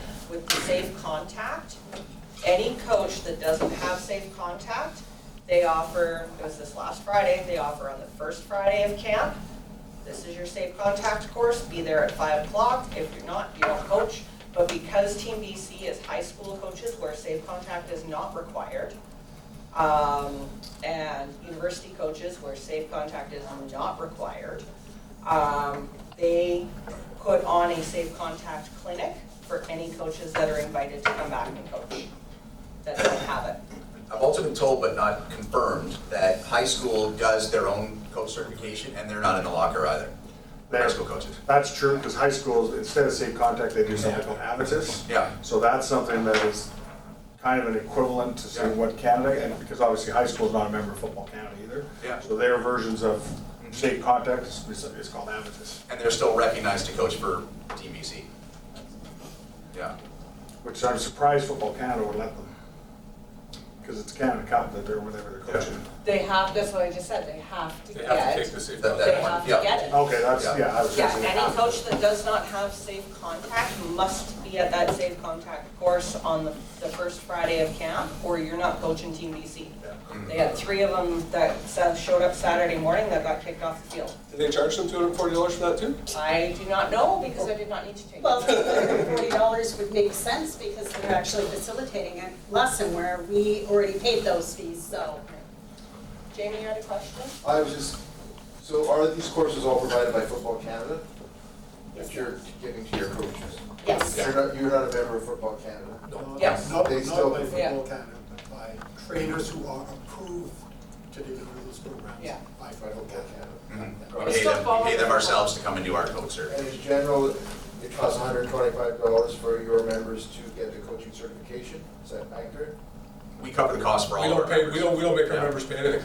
But that's the price. As part of the kids' registration, there's a portion that goes $10. towards Gotcha.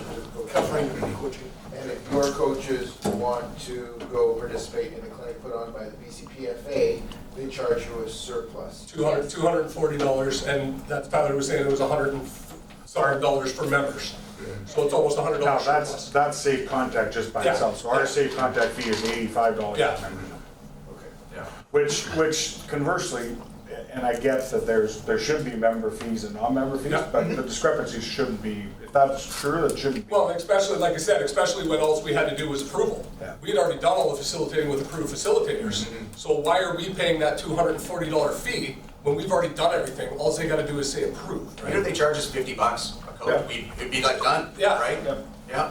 In the locker, what is the locker? Is it a database of people that are certified? Yeah, Locker's actually for the national coaches, right? So it's all sports in there. Maintained by Football Canada? Correct. Locker? Yes. Okay. No. No, it's called national coaching certification. NCCP. Any coach, Yeah. Any sport that gets certified by their PSO gets into the locker, yeah. Yeah. NCCP, your National Coaching Certification Program, was developed Years ago. many years ago. So it replaced our old theory technical 1, 2, 3, and then they came out with new NCC.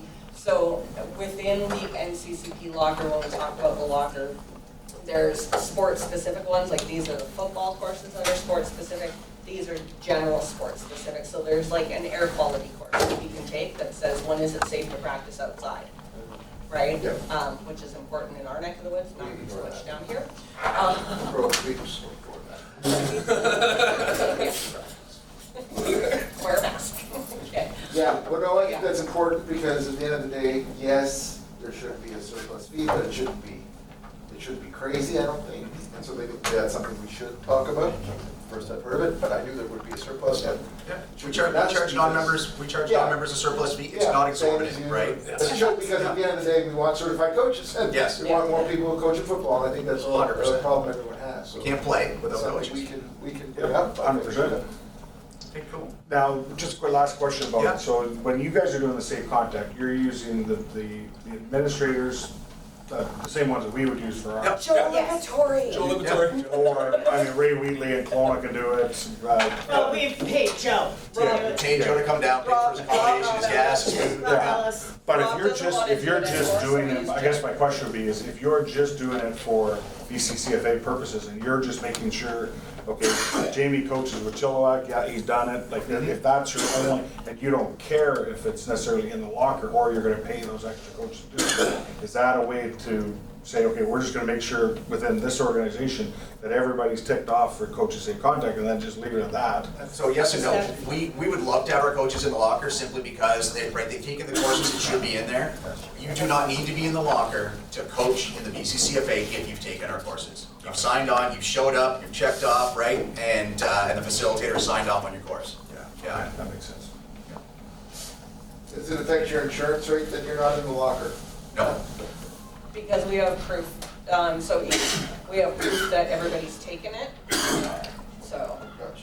We have the signed spreadsheets that get uploaded and sent to me, and then if an association has coaches that take the online courses, they send me copies of them taking the courses and their receipts and that they've completed, and I save them on the drive.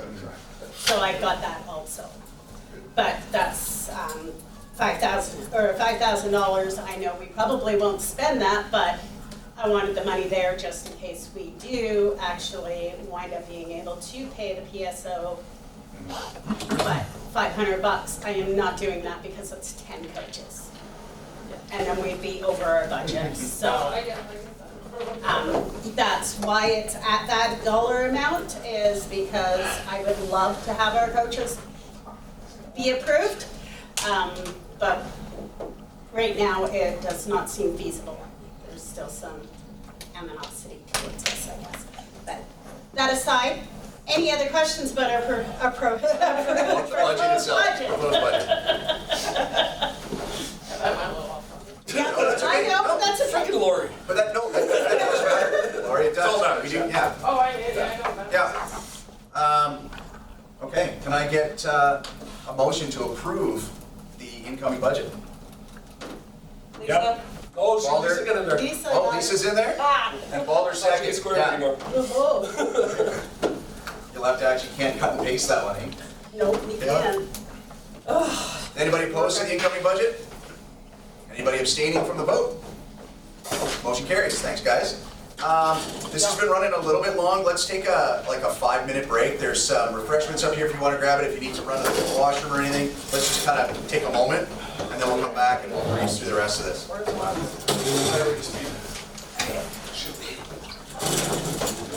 much. Okay guys, we're gonna get right into the reports. They don't take very long.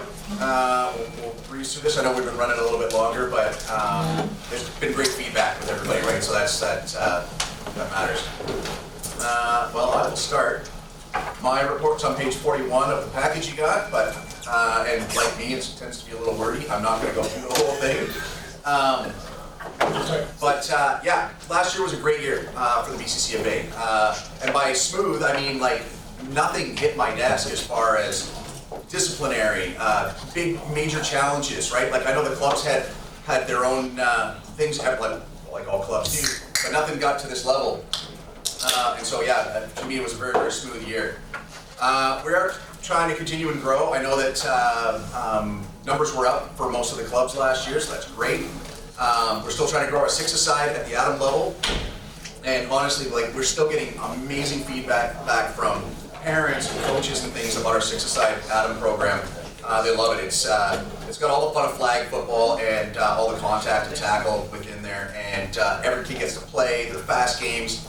I kind of liken it to rugby sevens, you know. And I keep joking around when people say, you know, that's not real football, and I'm pretty sure that somebody freaked out when they suggested a forward pass in football years ago, and imagine what our game would be like without that now. So, hang on, I just lost my report. 1 second. There we go.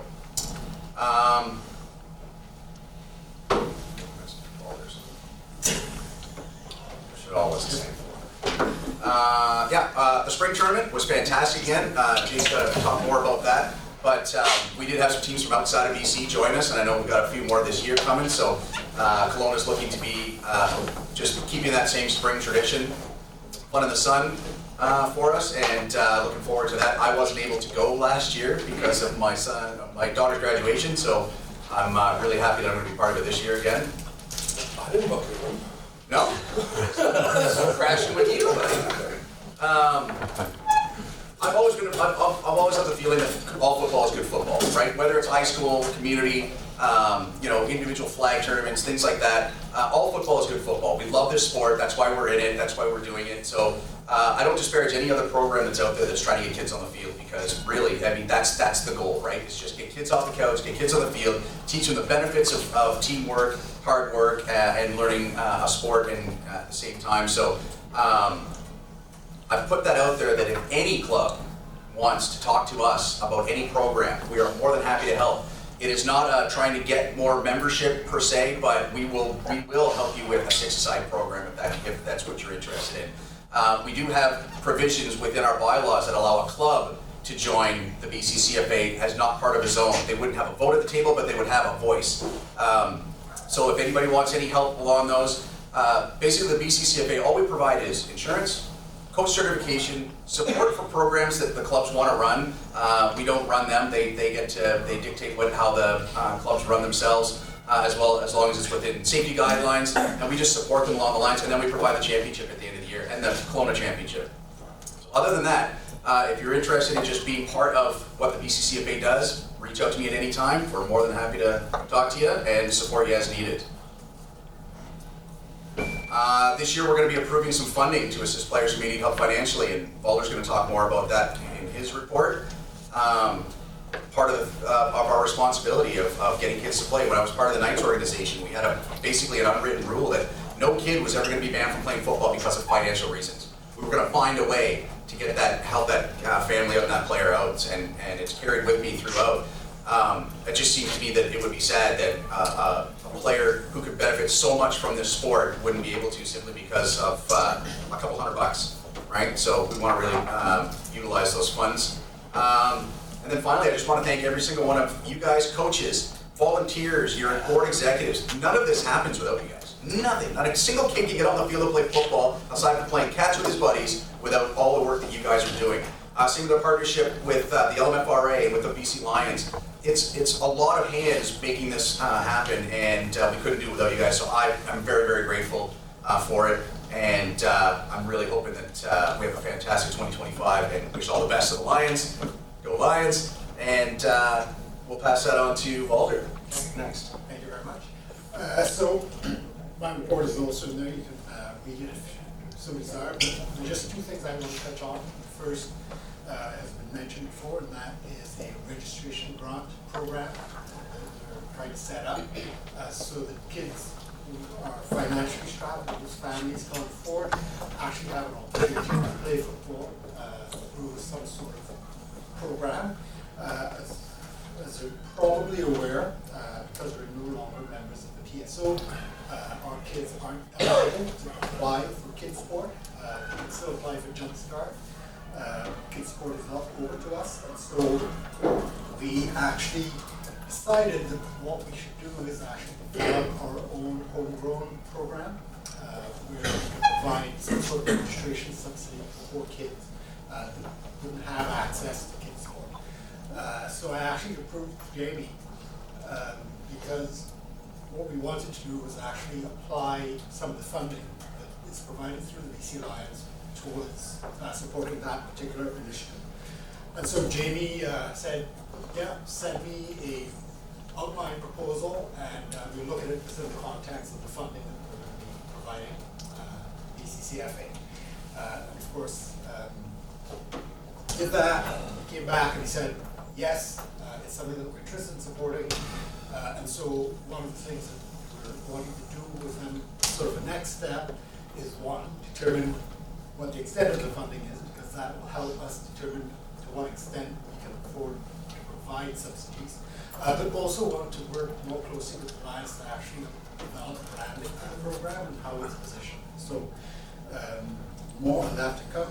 But essentially, what the program will entail is, I think the estimate was about 10% of kids who register require some type of support, financial support, and that will vary. And so the intent is for players, when they come to register with the associations, they will typically ask, is there any sort of support that you can provide? I can't afford to pay the full amount, or I can only pay the registration fees. And so the first step should be for to see what other programs might be available. And so Jumpstart is one that I know players will often have access to. And so you can direct them to Jumpstart. Then the association themselves may be willing to reduce the amount that is charged to the player if Jumpstart isn't enough to help. And what the Bccfa is proposing to do is to match any subsidy that the association provides the player. Okay? So if the association says, well, we're going to write off $80 of registration for this particular program, we will match that amount with the Bccfa. In some instances, we know that players will not be able to, ideally, because sometimes people don't necessarily appreciate things that are given to them for free. And so ideally, what we'd like to do is to get families, players to actually pay at least part of the registration. And we're hoping that they pay at least 10% of the cost. So if the program is $120, they'll pay $10 or $12, whatever the case may be. And if they aren't able to do that, then what we are suggesting is that we get them to provide volunteer hours, either for the association or for the Bccfa during the course of the season, as some sort of contribution towards their participation and the fact that they are able to vote. So we want people to actually make some type of commitment towards participating in the sport. So whether it's part of the fee or you're making hours to help with the administration of football. And so we sort of identified a maximum threshold of $400 that we will provide to a player over the course of the year. So if someone registers both flag and then tackle, the maximum we provide is $400 a year. Okay.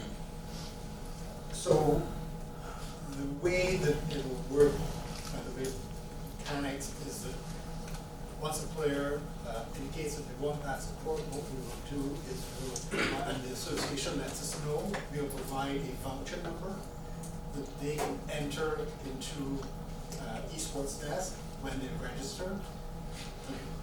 We'll sort of allow them to complete their registration. And I don't know if any of the associations actually put through the registrations themselves or whether the parents or the players themselves may do it.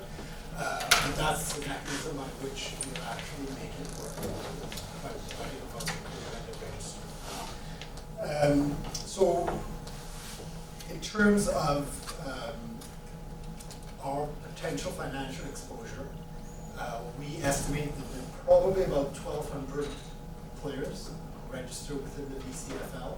We have about 150 or so odd registered from outside. And so this will be for players that are registered within the Bccfa.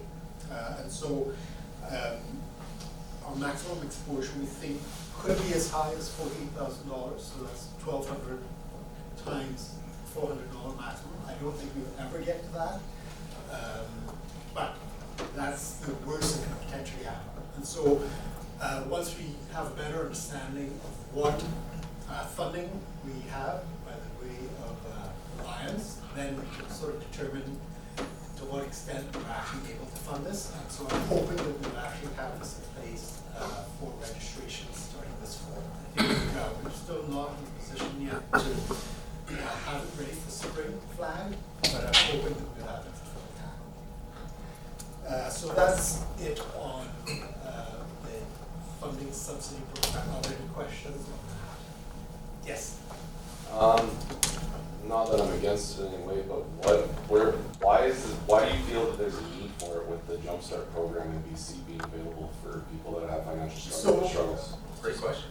So again, our thought is that that would be the first point of call or port of call would be Jumpstart. And then for whatever reason, I know that, and I don't know if Jumpstart does it or not, but there are limits that kids can apply for during the course of the year. And so some kids play multiple sports, and so they may not be eligible or may not have room to get funding through Jumpstart. So that's why we're creating this opportunity as well, because there are going to be some instances where there's nothing available to some kids. Last time I looked at Jumpstart, it was a $200 per sport. Yeah. 400 per year. Is it up to 400? 400 per year, 200 per half year. Oh, okay. Yeah.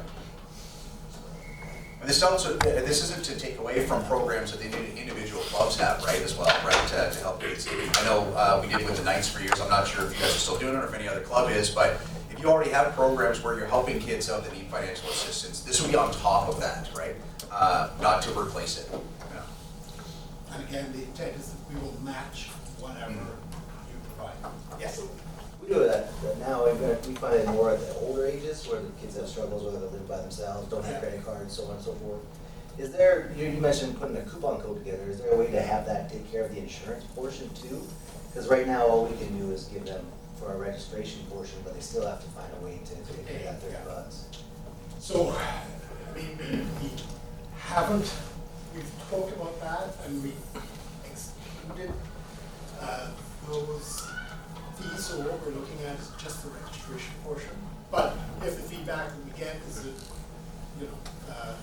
what you need is actually help with the insurance, then we can certainly revisit that. We do that as part of the buy-in for sure, except the $30, you still have to take care of this part. The challenge that we have is that this older age, they don't have credit cards, and then we have our members putting their. So we accept debit Visa on eSports Desk. Okay. Yeah. So if they have a debit Visa card for their bank account, they can use that to pay for their insurance. I believe we still have that. Okay. I knew we had it in the past, so, yes. Hey, Colin, we're always willing to look at a case-by-case basis too, right? Yes. There's, that's, I don't think that would be a widespread issue, that would be, right? But if it Yeah, does like come I up, said, it's just the older, yeah, the older reach ages out. for the most part. Yes. Does Jamie have, you have? I was just wondering how you guys have dealt with it in the past, like, is it dealt with by the individual associations on a case-by-case basis? And obviously, Yeah. they've been providing, sounds like they've been providing support of what the request has been in the past in terms of a total number for these. So I don't know the dollar amount, but about 10% of players register. So you're saying 10%, 100, 1,200 kids, 120, a max of 400 is 40 grand. Yeah. Yeah. For 48 grand, that's what you got. Okay, gotcha. I did have one more question on it. What is your guys' procedures gonna be for verifying that, actually in existence? Sorry? Sorry, can you guys just, if you're gonna, just ask a little bit louder, so the whole thing might be here, that's all. That's Mulder, it's Mulder talking louder. Yeah, yeah. With this program that you're putting in place, obviously Jumpstart and everything else, they have procedures around verifying that the families actually need the assistance. Yeah. Do you have a procedure set up for that? So again, we don't. What we're expecting is that the clubs will actually make that determination and then come to us and say, we have this kid, needs funding, this is how much we're willing to fund, and we're willing to match. So we aren't going to get involved in determining who is eligible or not. That's up to the associations to determine. But you guys typically know your families, right? Yeah. You know, for the most part, you know, obviously you get new families every year kind of thing, but if somebody's gonna ask for this, it's a humbling experience. You know, I know when I was a kid, we had some issues, right? So, yeah, it's not a vetting process per se. We'll take your word for it as a club to say that, yeah, this family does need some help, and we'll work with you on that, but, yeah. That was just a question in Yeah. regards to it. We're not running credit checks. For how much money approximately do you lose out on being able to access kids sport in a given year, like approximately? Like what would you have gotten in the past, dollar-wise, give or take? Yeah. Clubs would know more based off of how Like, are we talking thousands or 5,000? Well, if it is 10% of our kids that require some type of financial assistance, you're looking around that 40 grand mark, right? That's assuming we don't fund them though anyways. Yeah. So, at least in our association, any kid that wants to play plays. Mhm. And it's surprising, there is other resources out there too, like we have kids who apply through their First Nations bands or Anchor Academy. So there are other resources out there too that families can use. And the only sticking point to not being able to access that money is not being part of the PSO. Yeah. Correct. That's correct. We had some kids apply for it last year. They couldn't go through kids sport. North Langley helped those families out. But those families that were approached, that have approached kids sport and got kids sport in previous years, were told by kids sport that the PSO reached out to them directly and told them no longer accept any kid from North Langley. Yeah, we had the same thing. Yeah. Yeah, we just saw last year. We've had members and coaches approached by the PSO to deny them stuff in the past, like directly, not through the associations, not through the us or the execs. Literally reaching out to the players, the parents and the coaches directly to tell them that they're going to be denied this, they're going to be denied that, and don't even bother. Yeah. And that's kids sport taking a hard line, or that's? That was the Well, I'm saying PSO. That was the PSO. Sport PC. So that's Yeah. Sport PC, yeah. Because you have to be a member of Sport PC to get the funding. Correct. That's right. Yes. That is correct. Yeah. That's why we put this program together, Yeah. right? We're not gonna try to argue our point with Sport BC to get this funding, so we're gonna do it ourselves. Yeah. With the generous help of the Lions. Yeah, the point that Kevin was making there was the fact that the previous year, while we were still non-members, they got it, but then all of a sudden the next year they did.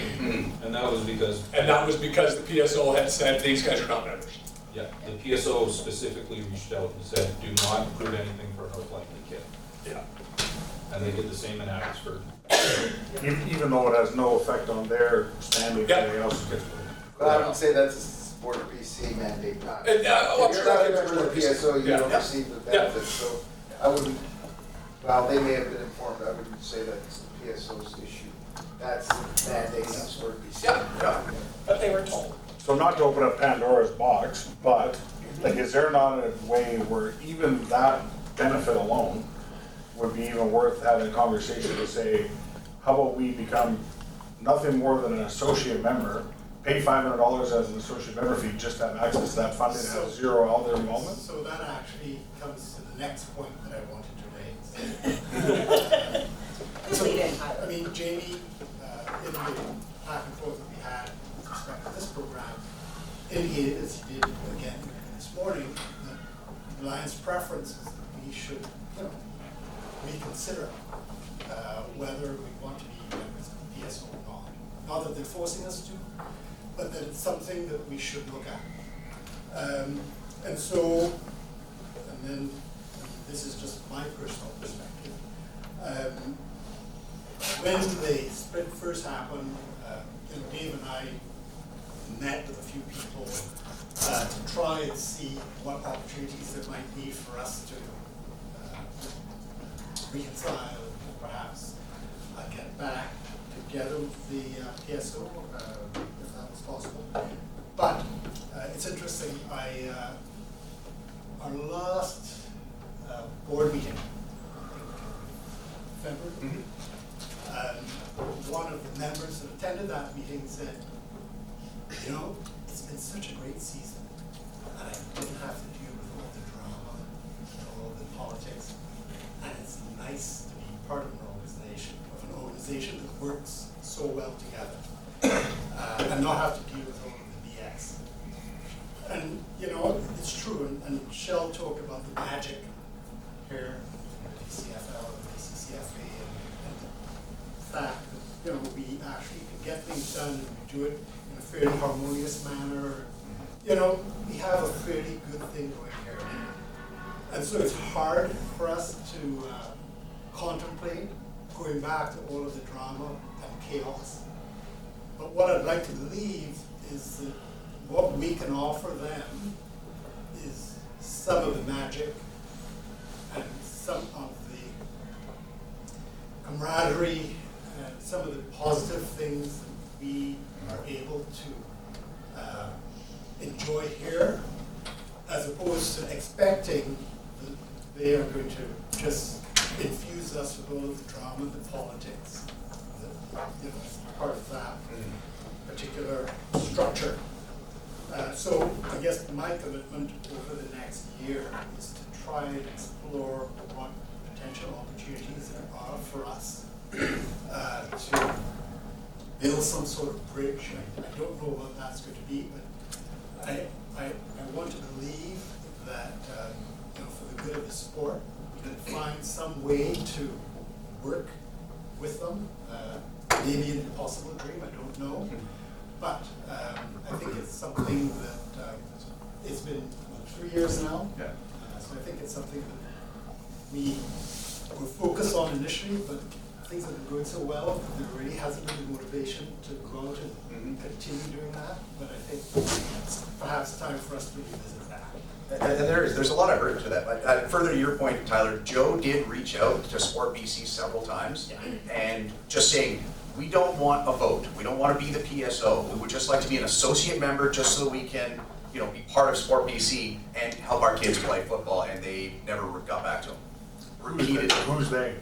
Sport BC. Oh, Sport BC. Yeah, yeah. So Sport BC never got back, even though Joe did his research. Apparently, they have a pathway for non-voting members, not like associate membership, and they never got back to him. They just kind of died on the vine. But further, what Balder's saying too. I mean, there's little things that just have come up from this whole thing. Like every year, we've had the Chili Bowl, Knights of the Round Table tournament, preseason tournaments. People from all over, teams from all over the Lower Mainland would come for those because they were just great tournaments, great days, friendly football, all that stuff. They haven't participated, and anybody outside of the Bccfa hasn't participated in the last 2 years because they were told they couldn't. They were told that their insurance wouldn't cover it, even though our insurance covers players that are registered for that event, but that they would not. They would. One team was actually told they would lose their status in good standing if they sent their kids to play in the Chili Bowl. So we're welcome or open to talk, but at the same time, we feel like we're I don't know, we feel like we're Canada and they're the US in some of these negotiations, right? That they've got the power, and I mean, all power to them, because they're the PSO. We've never tried to take that place. We changed our Bccfa tournament from a provincial tournament to a league championship. They can be the province. We just want kids to play football. Full stop. Yeah, we're running into that too with the flag, which actually I've ran into. I've got 3 teams from the BMFL this year that have registered to play in the Joe Gillespie flag tournament. They've been told to be by Bccfa, Football BC, their insurance will not cover them to play in that tournament. So we have went to our insurance provider, and for $10 per player, we're insuring them so they can come play in the tournament. Is it true that their insurance does not cover them to play in your? We don't know. We don't know. We don't know. Is it true on your, in your I can answer that insurance? because I used to be their insurance person. Insurance will cover any player for any sanctioned event by the PSO. So if the PSO said that the Gillespie tournament was a sanctioned event, then yes, the children would be covered for insurance. But they're calling it an unsanctioned event. Yeah, so we can send our players to play in the Bronze Boot and be covered by insurance because BCCFA says, yes, they can go play in that tournament. And there are ways to have people that have 2 different insurance policies playing in the same group, because we run into that with our team from BC goes plays Ontario. So if they don't have the same insurance people we do, we have BC. I think we do that with the out of province players. Yep. Right? They just have to provide proof of their own They can insurance. provide proof of their insurance. Yeah, come play. Yeah. Okay. So that's it for me. Unless there's any other questions. We're going to slide over to the BCFL, the incoming president of the BCFL, Jay Schofield. Thank you. Let me start my computer up again here, went to sleep.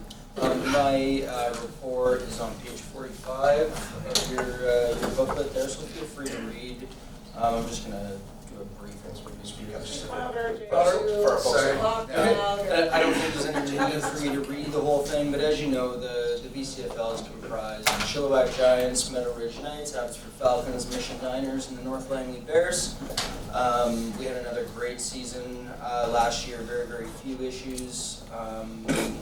The flag program, we saw players from U8 to U18 over a 6-week season, which culminated in Kelowna, as it usually does.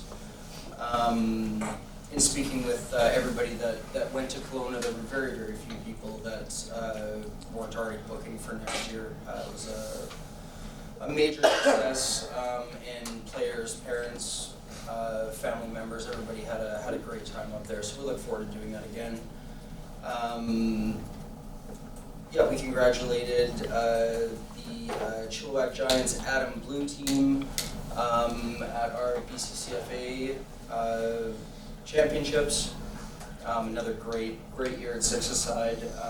Personally, I feel that it's one of the best things that's happened to youth football in my time here anyways.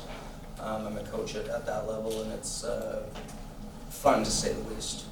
But I believe we're one of the only organizations that offers that. I know our friends out in closer to Vancouver, they play flackle. We want nothing to do with that. Yeah, Kamloops and San Bernard place. Kamloops and San Bernard, we can't forget those folks. Yeah, we saw an approximate 15% growth across our programs last year. That's not based on any hard math. It was just me taking a look at teams then versus teams now. So we look forward to continual growth, just through passion for the sport. Fantastic group of people in this room, as well as the folks that aren't here that volunteer for the BCFL. We really appreciate everybody. Like Dave said, none of this happens without you and without us. So great work last year, and obviously good work so far this year. We continue to be a tight-knit family.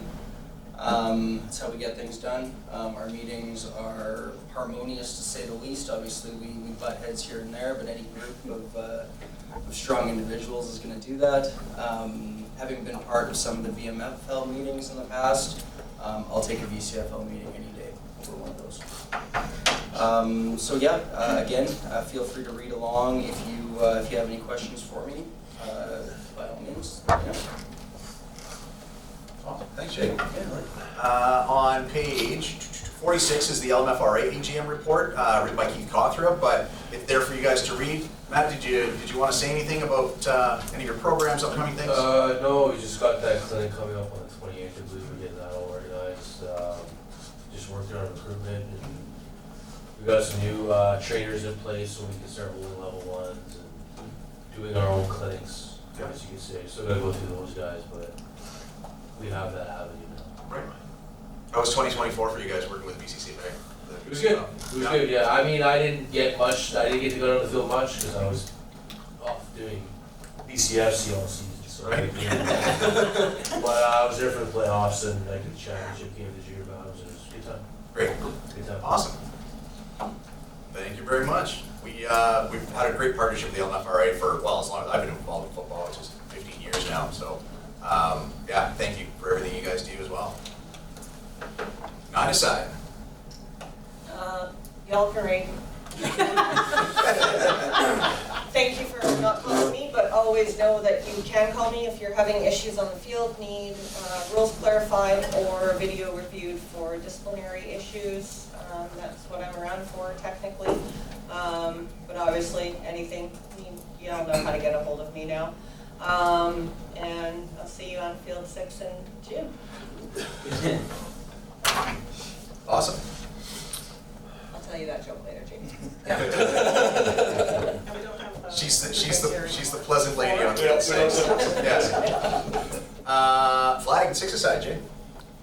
Again, the report's there. 20% growth last year with the flag tournament up in Kelowna. I'm expecting that or greater this year. Especially with VMFL has changed their date of their tournament. I currently have 3 VMFL teams registered to play in Kelowna this year. So I'm expecting to see more coming this year because I know a lot of those teams have missed that tournament. As far as outside, we've got a bunch of outside teams already. The team that I spoke to from Mexico last year is trying really hard to get the funding. I would love to be able to see that team to come up here this year. So they're trying really, really hard to get a team from Mexico up in our tournament this year. But I've already got about 6 teams registered out of Alberta and talking with some other provinces and stuff like that too. So the flag, the elephant in the room. So everybody's asking about the U19 program, and I know BCFL's got their U19 program. We are going to open a wait list for U19 teams. We will run 7s for your U19s in Kelowna the Friday afternoon. I need commitment though, so we're going to open a wait list. I need teams to register and commit. The idea of running the U19s on the Friday afternoon is what we always did up there in Kelowna was those guys would travel up in the morning, play in the afternoon, and hopefully 80% of them are refs. They can ref the rest of the weekend, we cover their hotel room. All they gotta do is, plus we'll cover their travel up there. So it offers that advantage that with a smaller group, we could run it in 5 or 6 hours on Friday afternoon from noon until 5 or 6 and be done with it, and then I can have a bunch of those guys to ref during the weekends. So then we'll provide hotel rooms for them for Friday night and Saturday night. So Kayla will get the wait list registered open. If we get enough teams to commit, we'll open that up and commit to running 7s up there for you guys on Friday night. Yeah, don't register until I go switch it off. Wait till she's switching. We'll give you the heads up that it's go. I'm not reimbursing nobody. What's the registration cost on that one? We'll run it the same. We'll run it the same as our tournament cost. So 300 internal teams and 325 internal teams, 350 non-member teams. Still based on 8 players. That will base it on the same players. Yeah. Okay. Max 8. No, 8 is 3. No, we gotta go. Yeah. We gotta go higher than that. My poor heart. We'll get back to you with that. And for sure it'll be afternoon, so they can come. It will be Friday afternoon. So they can drive up Friday morning. So the idea, yeah, that's the way we always ran the U19s up there, was that they could travel up in the morning. We'd start at noon and be done by 6 on Friday. And if they volunteer to referee for the rest of the weekend, they can also get paid while they're up there. And paid for the tank of gas on the way up. They can play, get a tank of gas on the way up, and get paid for refereeing for the rest of the weekend. If you're having 7s at the night before, you'll want refs to come up for that point. We are going to need some refs to come up there for that point, yeah. So would that be where we could leverage the BCFC and the football players? Are you guys using LMFRA again this year for your 7s refs? For 7s we are, right? Yeah. 7s we are, everybody else are not. Yeah, we're in talk with the Huskers, and then sanctioned or allocated by the. I'll be leveraging sort of with LMFRA also too. Yeah, I'm not quite sure what's going on with that part, because there's been talk about Huskers doing it, that we're allocating it. Yeah. We're organizing it, blah, blah, blah, blah. We're doing the In clinics. hopes of getting some more refs Yeah. for football people, Yeah. right?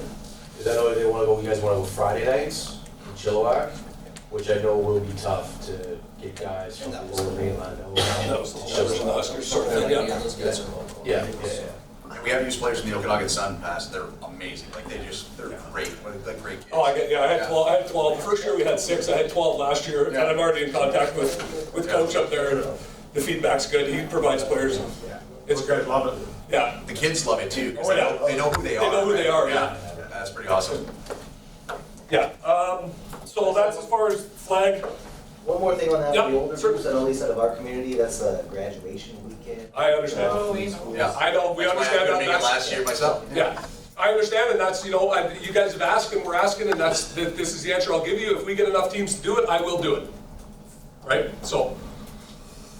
May not even be the teams you guys are playing against each other all season long, put some teams together just for that weekend, for those that are able to come up, right? It's a friendly. Yeah, that's more what it looks like. Yeah. Yeah, so if we can get commitment for 4 or 5 teams to run a small jamboree on a Friday, I'm all for it. Let's go, right? As we say, any football is good football. As far as 6-a-side, again, you know, we culminated with the BCFL. We had our 6 teams from BCFL, fabulous championship. Still loving that, hoping for more province-wide participation with 6-a-side this year. I've actually been talking to Prince George. I'm gonna be going up there in the spring and running a 6-a-side clinic for his Adams. And he's really hoping to be able to bring some teams down this year for the 6-a-side championship, again, in the fall with us. At the very least, there's a couple other things I'll talk to you guys about with Prince George. Colin, I'm gonna talk to you and Dave. I'll talk to you guys as a side note, just about your tournaments. They're looking to bring some teams down for that even actually this year too. So we're trying to, you know, get everybody else around and getting football to what football needs to be, right? But that also helps our champion, like, we want as many Adam teams playing in the championship, right? We don't just get the top 2 teams and they play for a trophy. We play down like a round robin. Yep. All right, so we want to see, like, we'd love to see 8 teams come and play in the on the championship day. It'd be great. Yeah. And I think that's where we're at. Oh, yeah, do you want me to start, do you want me to go to selection now? Or is that- Yeah, go ahead. So another thing that's been thrown around is we're seeing a lot of select programs. I was looking at taking a team to the Rumble in the Rockies. As some of you guys know, I spoke about that, which has kind of fallen apart. We are looking at this year starting the BCCFA select program. I'm looking at, we'll probably run tryouts sometime in the summer. I'm looking at taking a 14U team to the Battle of the Prairies. If any of you guys have not seen that tournament, go on and have a look on their Instagram and stuff like that. It is the premier tournament in Canada for football at that age. Last year at that tournament, they had Airdrie Storm, who's basically the Alberta Select team, Manitoba Selects. It's run by Saskatchewan Selects. They had a team out of Texas, 2 teams out of Boston, and a team from Mexico. 180,000 online viewers over the 4 days of that tournament. So that's kind of something that we're looking at this year, to look at one team and expand this program if that works. Now that tournament is the 2nd week in January in Moose Jaw, Saskatchewan. I believe it was 48 below 0 last year in January this year, but they did the tournament, but it's all run inside. And the feedback that I've talked to, been talking to them back and forth, and some of the feedback of the teams that were there last year have nothing but great things to say about this tournament and how it's ran. Saskatoon Selects, this is the only tournament they actually play in Canada. Everything is played across the line, and they're basing their tournament off tournaments they attend off the line, across the line. So it's a top-notch tournament, and we're hoping to get some teams and expand that in the coming years with BCCFA Selects. No additional hours. So keep your eyes peeled for that. We'll, again, it's something where you're not opening strictly to BCCFA. The preliminary plan right now would be to run some sort of tryouts in the interior, here in the valley, and on the island, and put a team together for that from there. It offers something that Football BC isn't offering, where you're going to get to see some teams from the States, playing some teams out of the States. That's it. Come on. Thanks, Jake. Coaching coordinator, Shelley. I'll keep it short and sweet. In early July, we did a coaching clinic. Joe Liberatore came down and did it. 27 coaches completed the intro to novice and the safe contact. And that's about it. Short and sweet. You're welcome. Awesome. And the last one on there was Chasing Hope that Shell did earlier. So, next on the list, I'm officially resigning as president. And cuff up to that chair so you can't get up. And, yeah, exactly. And as well as Boulder is stepping down right now, officially as vice president. You're not going anywhere. So do I hand that over to you, Kayla, or to No, I don't want to. Lisa? Lisa or Tyler could be. Election?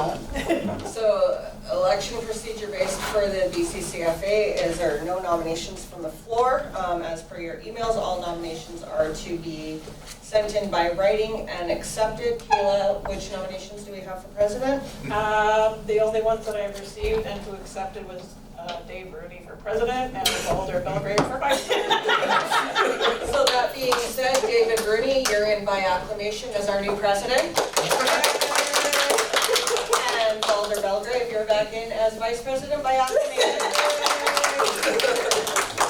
That was easy. I do want to say that this will be my last term. As I stand right now. Never mind, don't even put that out there. No, but so if anyone is interested in volunteering with the Bccfa, come on board with us for, as a volunteer. You can sit in on meetings, things like that. Talk to me if you're interested at all. Joe Glasgow gave me 2 years before I actually committed to it, so I'm offering that to anybody else if they're interested. It's a great job. I'm not gonna lie. It's a thankless, unpaid job that gives you like immense joy at the end of the year. When you put a medal around a kid's neck, it just makes everything you went through the entire year worth it, right? You're getting pictures of them holding up their trophies, and even with the six-a-side, there wasn't a kid that was disappointed. Even the kids that didn't finish in the top were having a blast that day. So that makes it all worthwhile. So if you're interested, let me know. Same for vice president. Jenny's pointing at Dad. Yeah. Okay, so in 2 years, Joe Glusko will make an illustrious return with his new knees and his new hips, and yeah. He's good for another 20. Oh, just tell me to check my phone 1 sec. Oh. Middle finger. So then Jenny's gonna be Joe said I've said that exact same thing for 12 terms. I thought Joe might So say, I'll be 70 when, yeah. Dave, I thought Joe might be saying now's the time to change the term limits to 10 years. Then Right, you yeah, can vote. yeah, it's a lifetime appointment, yeah. I would see it.